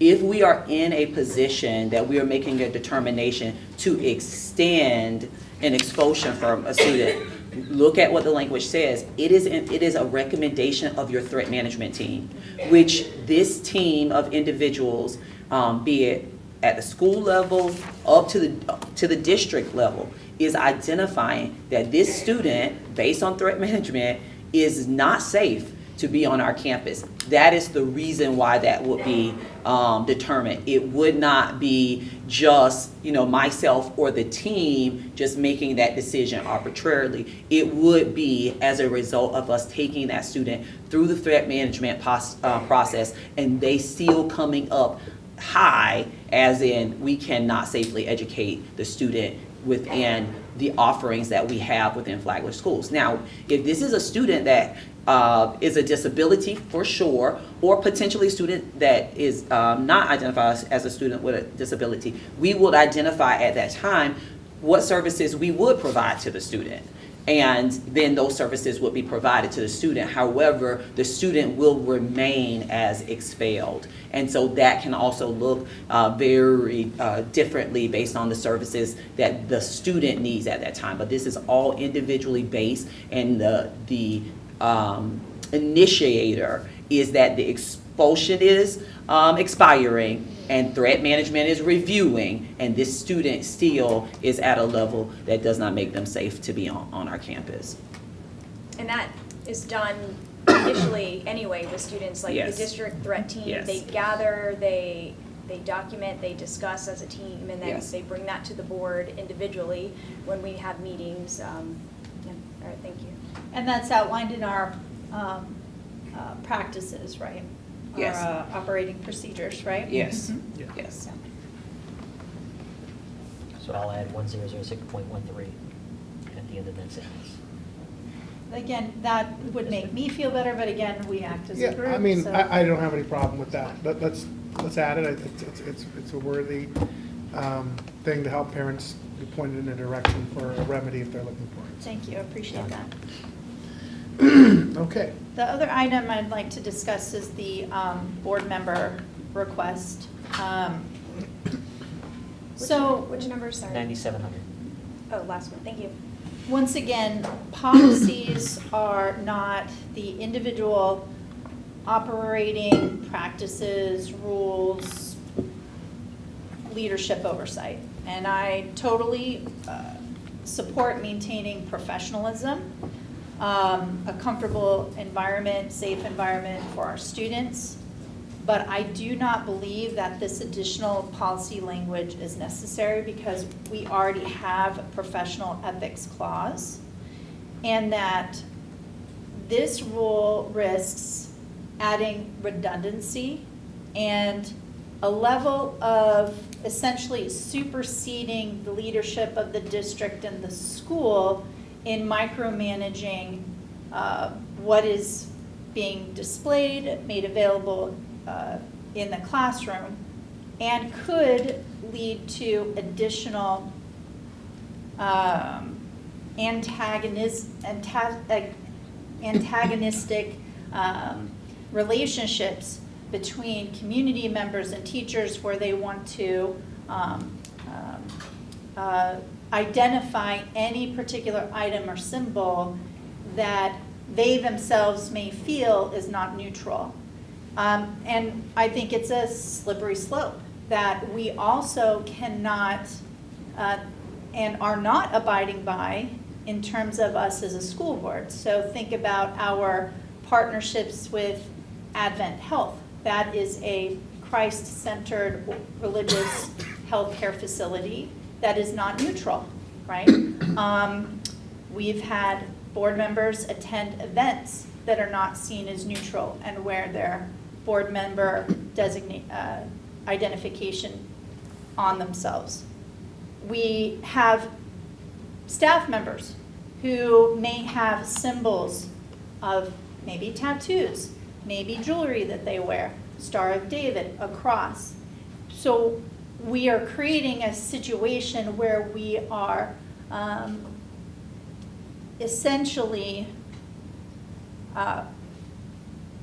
pitting each other against each other, as opposed to leaving it to the professional ethics and standards through HR and the school leadership team. So I would argue that the language that we had was not clear enough. And this began probably 4 or 5 weeks ago in conversations and feedback. And so I do think that this better protects us actually and is much more clear on what we are allowing. Yeah, and the more clear and concise it is, the easier it is to enforce. I just want to say one thing for everyone just to think about. So policies that we create, it has to, or it should help us accomplish our mission, our vision, our values, and our strategic plan, most importantly, strategic plan. So I want everyone to think about that, and that's something that's, really important with any type of policy, not procedure, but for policies. Mission, vision, strategic plan. Yeah, and this goes beyond that. This is going into the oversight of principal of the leadership team, and I question our ability to scale to the investigations that might come up, or even legal challenges. So now our team would be tasked in investigating and reporting on additional challenges to what may be displayed, what is or is not appropriate in a classroom, as opposed to having that professional ethics and taking care of it at the leadership level at the school, and then if it's not complied with, then it raises up to HR. We don't need a policy where we're highlighting this micromanagement and policing of our staff. And it will sow discourse and essentially adds another level of feeling like we're policing them unnecessarily when we already have these professional ethics in place. And again, really I'm thinking about operationally, how would we manage the influx of those requests? What about the discord that comes when students are uncomfortable with something? You know, that we have to consider all students. And you mentioned we're overstepping principals. Well, we are the board, and these are our policies. And you can't have different rules throughout all the schools. It needs to be consistent. We don't have different rules, right? We have the professional standards. And so what is displayed in the classroom is already part of even the teacher's evaluation. It says that the classroom environment is safe and welcoming. It says that the classroom environment and the materials displayed are to support the learning and the learning environment. So we already have these items here. What this is to, I feel, to instigate some feeling that that isn't happening in the classroom. And what makes somebody uncomfortable or not, right? You know, one child who is Jewish could feel uncomfortable by a teacher wearing a cross, but yet that has protections under the First Amendment. So what one group says they're comfortable with, right? Like, you know, I'm maybe not comfortable with. What there are the standards of what's allowed is the curriculum. There are going to be things that could be uncomfortable in the curriculum. There are going to be things that you may disagree with. So if you have a civics teacher analyzing propaganda that is provided or disseminated in, let's say, the Kuwait War, does that mean that that cannot be presented or displayed, discussed? So we can't go by emotion alone of an individual. There are professional ethics. There are curriculum. There's already the teacher evaluation system. I don't think, you mentioned like wearing jewelry or something. I don't think it goes that far, because we talked about some of that. Well, what is it? Well, it says here on classroom doors, walls, or other Or areas visible visible to to students. students. So that's, I guess that's my question, yeah.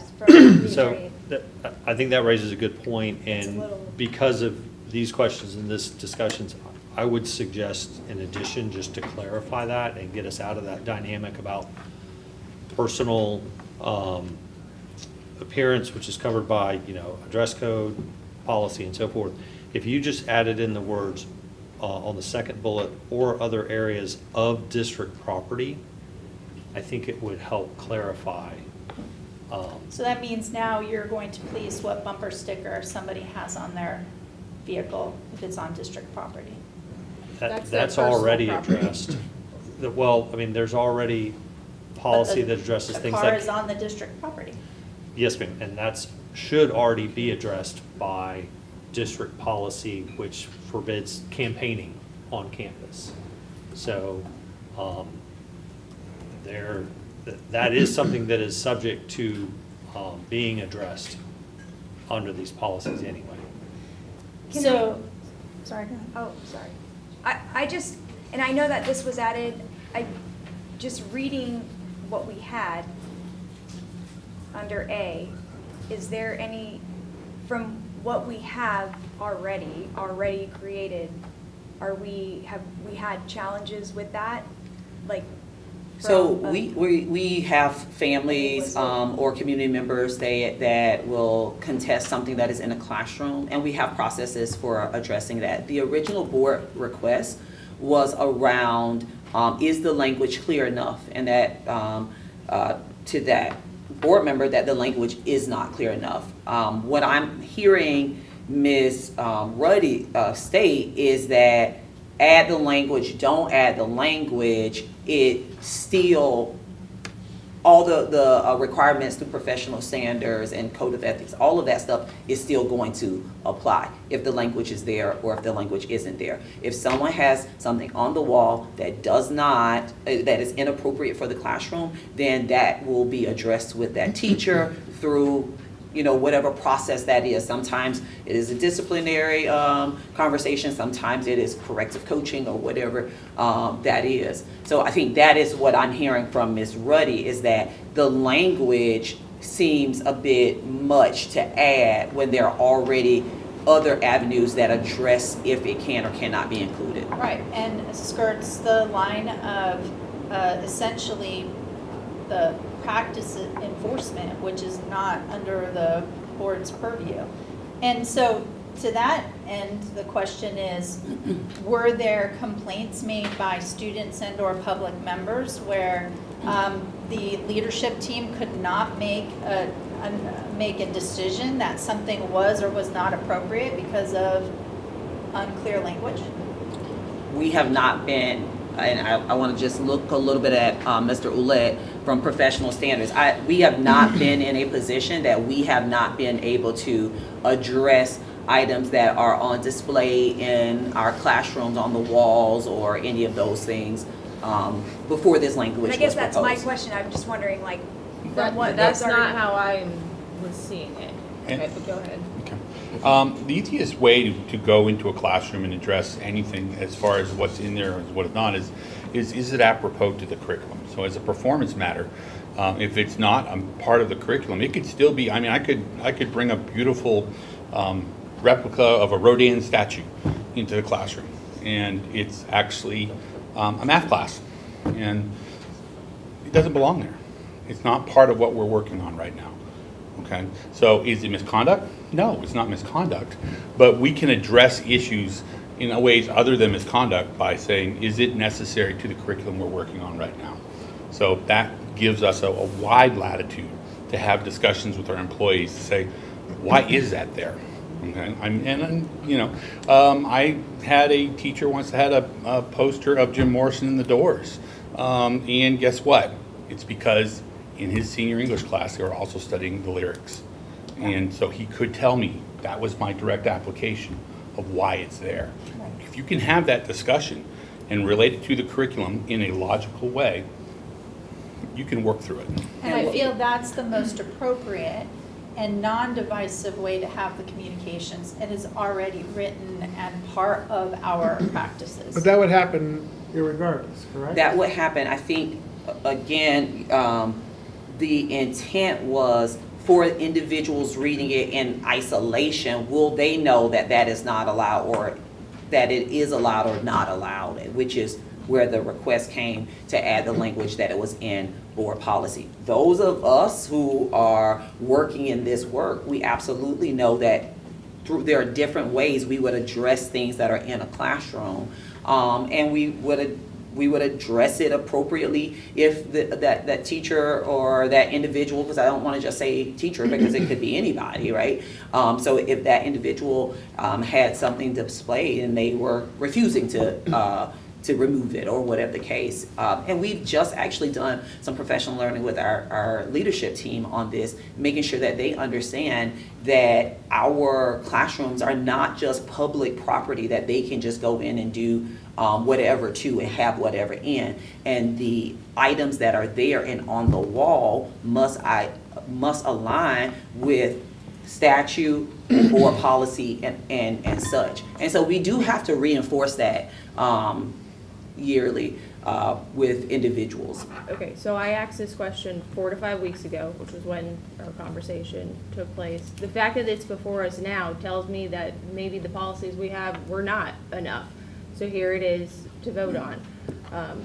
Like I said, this conversation happened quite a while ago. And it also it started up before Neola was already in place and all of that, to say, is the language clear enough for us? We have this language through Neola that I think does provide some clarity already, but again, we can add additional language if that is the will of the board. I have a question. So with in the green, so for the religious aspect, so for example, tomorrow's at FPC, praying at the flagpole. So they provide that information on the Facebook FPC page, things like that. So is that going to make... That is not sponsored or initiated by the school or by the adults there. It is by a club, and it's student initiated, the prayer. So I'm just trying to make sure... So teachers could on their own attend. No, but on the FPC page, which is our school page. So if there's any, I'm just going by the religious part. Right. Anything that's religious related, like the breakfast we went to, the leadership, it was, so is that not allowed with this policy? So I'm just trying to make sure, because... But remember, this is talking about classroom materials. And staff. But what's good for the classroom is good for the actions of the board and the leadership. So we can't say, we're going to attend a faith partnership breakfast, but then say that well, it says visible to students or the public. Don't do as I do as I say. It's not. Well, that's on your not, own time. yeah, exactly, That's not that's in the outside. classroom. We all have our personal That's beliefs not on and our and time. We're things. acting on behalf as the elected official Well, and we can't separate representing our- all that So you're always saying I because can't we do And exist. they Because I'm the invited, elected they official. invited existed. us All right. under I'm our gonna- school board email. They did not invite us under our personal emails. Okay. I would leave that argument up to the lawyers. That's Yeah. what they enjoy to discuss, but that's my perspective, Gotcha. yeah. Well, I think this makes it pretty clear, and I do believe this ties in with our mission, because these things become distraction, and they distract against learning. It's a I'm- distraction when we make I'm it a dealing with- distraction and we I'm advertise it so talking that right it now, becomes Ms. Ruddy. antagonistic Okay. between Can you the please public stop talking and over us. me? So that's Ms. Ruddy, this is a continued problem that we have, okay? I let you speak, I let you get all your points out, but when somebody has a challenge to it, you don't allow the same back. So I have the floor right now, and what I was saying is that I believe this makes it very clear that of what the expectations are. I believe these are distractions in the school. We've seen, since I've been elected, I have fielded several complaints about these type of issues. I'm dealing with one right now, as a matter of fact. It is an ongoing distraction. I think this makes it very clear, sends the message that these things are, for those that are trying to promote an activism through this, they'll have to answer to that through the professional standards that you're talking about.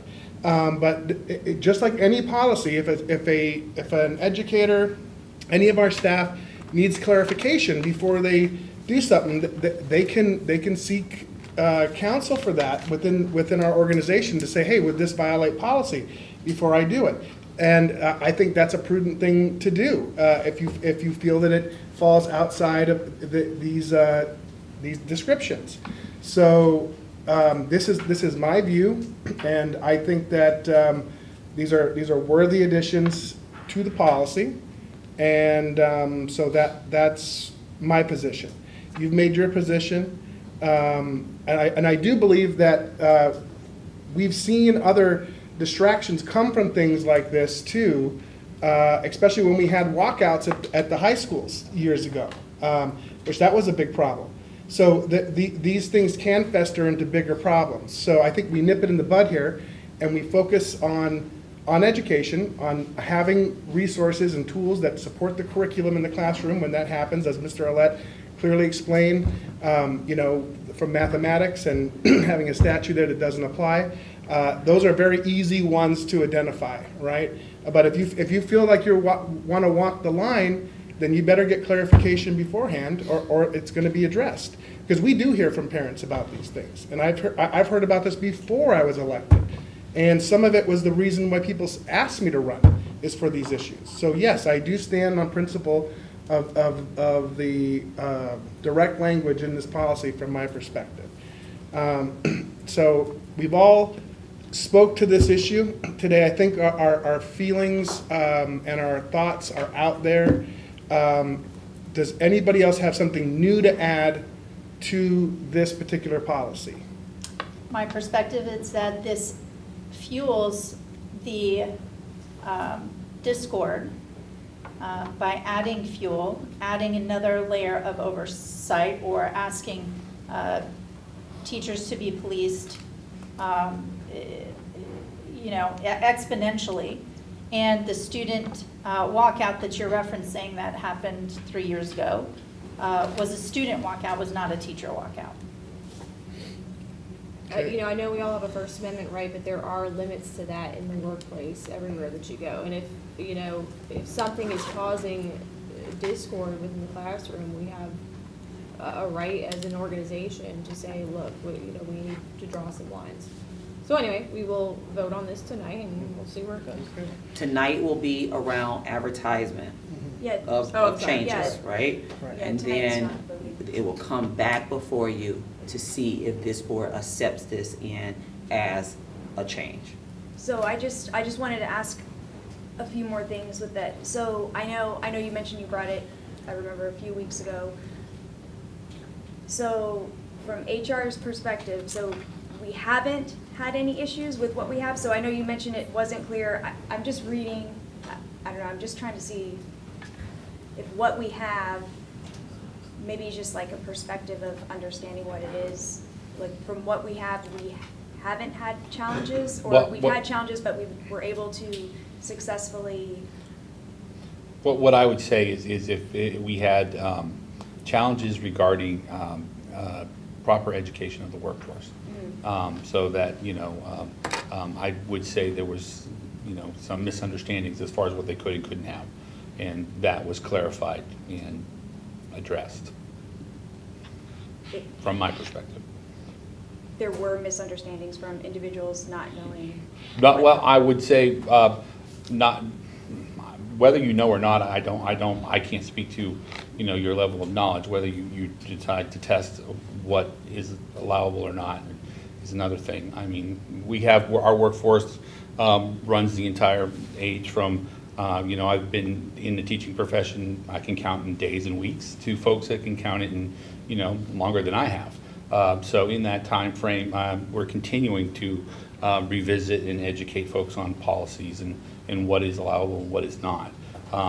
We can't always preempt it, but when it has occurred, it is addressed. And the issues that I'm aware of have been addressed. But as Mr. Furry stated, he's dealing with a situation right now, continues to come up.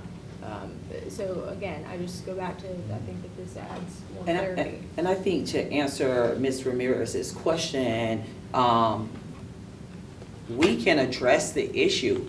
To what Mr. Ouellette is saying is that there may be individuals who say, I did not know, I was not aware, and so that's where he comes to, let's educate this individual on what is allowed or not allowed, but not because our policy, our statute, or any other thing that we're governed by prevented us from addressing the issue.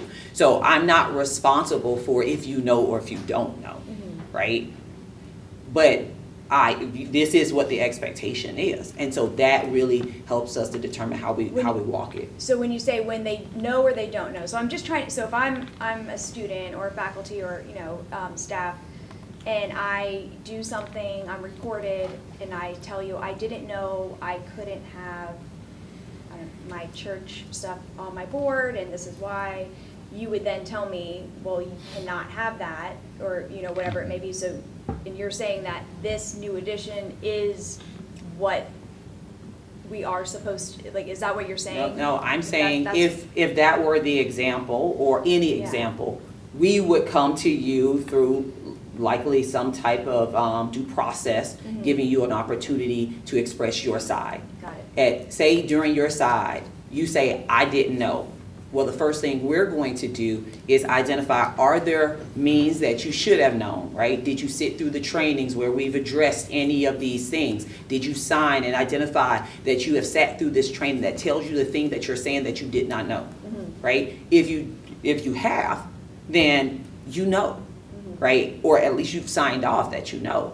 And then we will continue to work the process through the side of professional standard. Sometimes discipline also comes with education. It comes with us providing you with some additional knowledge about this area where maybe you did not know, or maybe we need to just revisit with you. So he's answering your questions, but it's two different ways. To address the issue, there has been nothing to stop us from addressing the issue. Nothing that has not the policy, not the statute, any of those things from the things that we have dealt with. What we have found as a result of that is the need for us to retrain, readdress different things that may not have been very clear to individuals. Okay, that's helpful. Thank you. All right.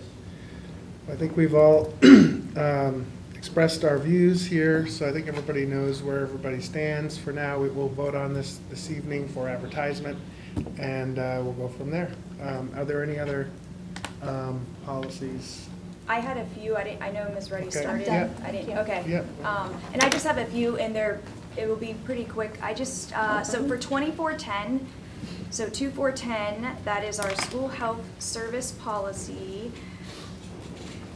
And I know this may not be something that would go into a policy, but I'm just curious what, for example, it talks about emergency action plan available at all times, and it gives an example like dances. So I attend a lot of the dances. Stuff happens, you know, I mean, and we have an admin on duty, but you know, this is just one example. So is there somewhere, I guess this is just something just for us to think about, where we have, say there's a child, 3rd grade, it's a dance, they're allergic to peanuts, where's their EpiPen, how are we supposed to know, like, I'm just trying to think, just trying to mitigate stuff like, is there something that the school knows, because even as a volunteer, I wouldn't know, and chaos would happen. So I know we have our AEDs, we have our Stop the Bleed, we have now, some of the schools have the Life Back, you know, we need a mop bucket. So like, I'm just thinking EpiPen, that's just one example. An emergency happens, we should have that action plan at all times. So volunteers, when we come, and there's a lot more volunteers, we have no access to that. So just thinking on the procedure part, so I know this wouldn't be policy, if we can think about something, unless it's already being done, but I know as a volunteer, if something were to happen at that last dance, I wouldn't have access, or I don't believe a teacher would have access right away, so. Are you asking if, because the last line says here that anything related to allergies or medical issues, those records need to be available even at extracurricular events? Those extracurricular events are supposed to be somebody, whether it's a dean or an administrator, who would have access to, I think you're thinking paper copies, but it's also in Skyward.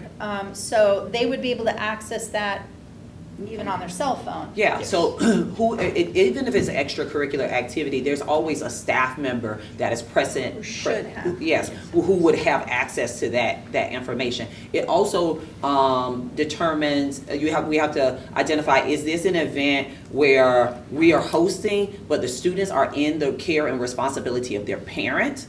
versus is this something that is an So I'm extracurricular thinking of a activity? dance, like, and so just having, it says having access to it at all times, so I'm just wondering. A staff member is that is present on campus so every- would have access. So every staff member would have access. No, I didn't say every I staff mean, that member. is An at the appropriate, event. yes, an appropriate And staff that's what I'm member at just, the event, since yes. we're going through policies, and I know it's not a policy and it's more of a procedure, but I'm just. But we would not give that to volunteers. No, Yeah. absolutely not, but I'm just curious. And we do require that one of the attendees of an activity or an event, or if it's an off-campus field trip, there has to be somebody that is med-trained and has access to the medication that attends those events or attends that trip to be able to provide those resources if necessary.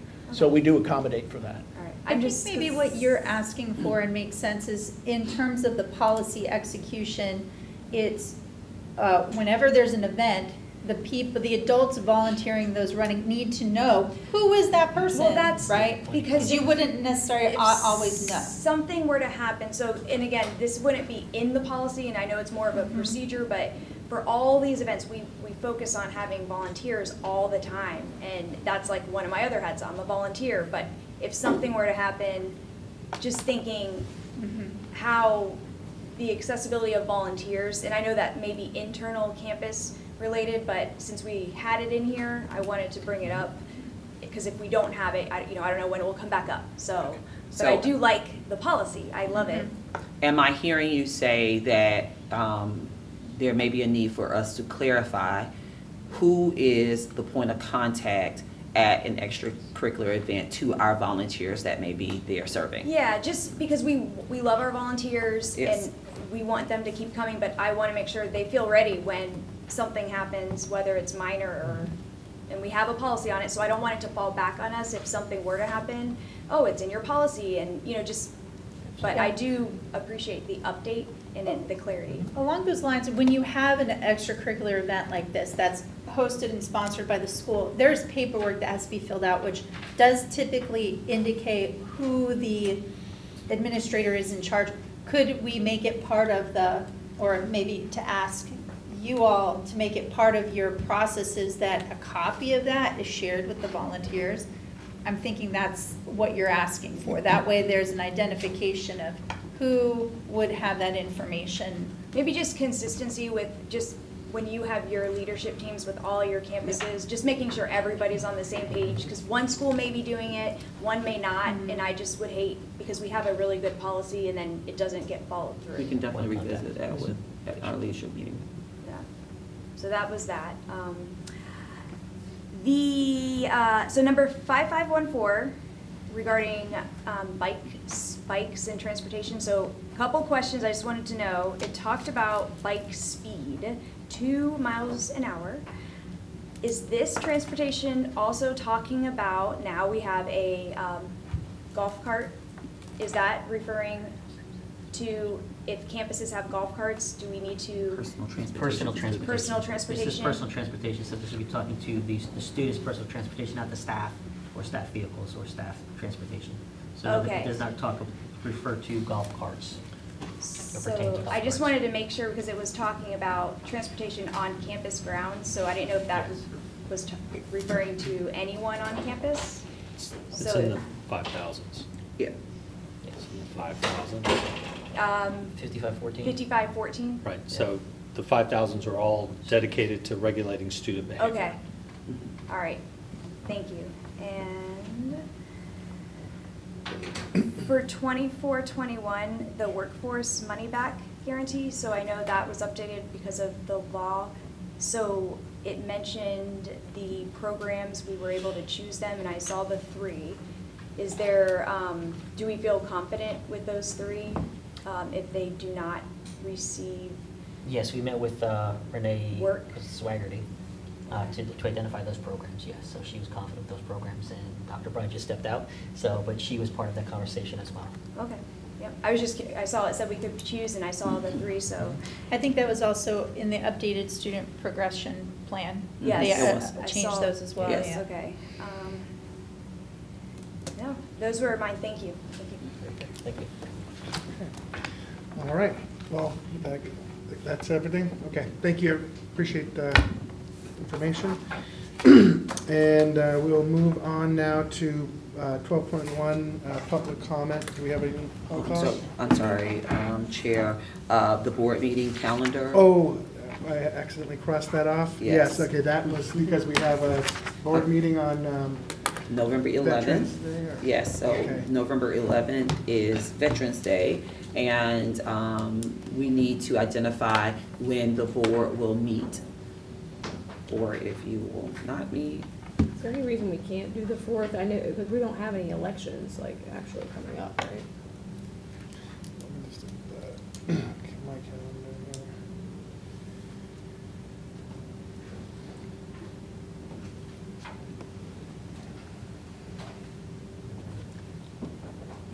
November 4th, it says election day, but not aware of any current elections.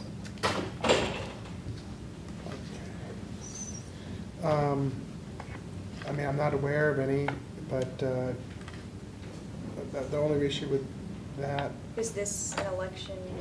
Not well, I mean, for our there's, county, I don't think. there isn't, no, I mean, not this November. Oh, no, that's, yeah. So, I mean, I'm okay with November 4th. Want to move it up the first Tuesday? Is that what you're, Yeah. yeah, is that good with everybody? So we're looking to move the workshop that's currently scheduled on the 11th to the 4th. 4th, yeah. 3 p.m. And the week before, we would have had an information workshop and a school board meeting. Correct. And this would be an agenda workshop. Yes. Yeah, that That's because works. of the sandwich between Thanksgiving, because that's moved in, yeah, okay. All right. I'm fine with the 4th if everybody else is. Okay, yes. so let's, well. Oh, Could, Can we my move only it up to request 2? is if we start so that we can conclude by 5 o'clock. Yeah, yep. So, 1 o'clock, 2 o'clock. Mhm. 2 o'clock? Yeah, 2, should be, 2 I'm p.m. okay with it. This will be on the agenda tonight for you to approve the board change to this okay, day. very good. All right, You said 2 o'clock? yeah, 2 Sorry, o'clock just- on the November the 4th. Yep, we have All right, so there we go, that concludes all our business items for this workshop. And now public comment, do we have any public comment? There are no public comments. Okay, so we will close public comment and go on to any board member requests. Hearing none, we'll move on to closing comments. Mr. The Harris? only thing I want to say is, Mr. Marcus, so when I was at policy training, Neola was there, but it was individuals that were not with us, helping us, so they came up to me, and I did let them know, but they were raving about Marcus and all the hard work in Flagler County. They said out of every school district, they have never seen a school district get all of these policies as where they are in the time, and I want to say it was 8 months. So they said some districts are taking 2+ years, and the table I was sitting at, I was so proud. Like, they were very, like, you know, so I just want to say thank you for all your hard work. And they wanted to take them. Like, they wanted No, you so can't have 'em. I'm just saying, so I'm really excited about all the policies. I know it's been a lot of hard work, but I think it's because we have a great staff, and then, you know, we all worked a lot of hours too, you know, changing our schedules and things. Yeah, we but- get some credit. Yes, you do. I mean, we did some stuff, but the district staff behind the scenes, you know, just following up and reminding us, but it showed from complete strangers. So thank you, everybody. Well, I think we can say everybody in this room had a big part of this. Let's all, a round of applause for everybody. Congratulations, Marcus, for being recognized. So, Yes. and that's all. I'll That's- save the rest for tonight. So thank you. I'll save it for tonight. Okay, and likewise. I'll just attach myself to that. When we told them that we wanted to get it done within the school year, they chuckled, and I said, "We're kidding this done. We haven't updated our policies in quite some time." And Marcus really was the person behind the scene making sure we're hitting the deadlines, and he has spent a lot of time with Neola, and he knows these policies very intimately. And so as I'm still using my notebook LM to, ask it a question, he is a huge resource when it comes to our board policy. So thank you so much, Mr. Sanfilippo, and all your hard work and getting to yes. Very good. All right, this meeting is adjourned.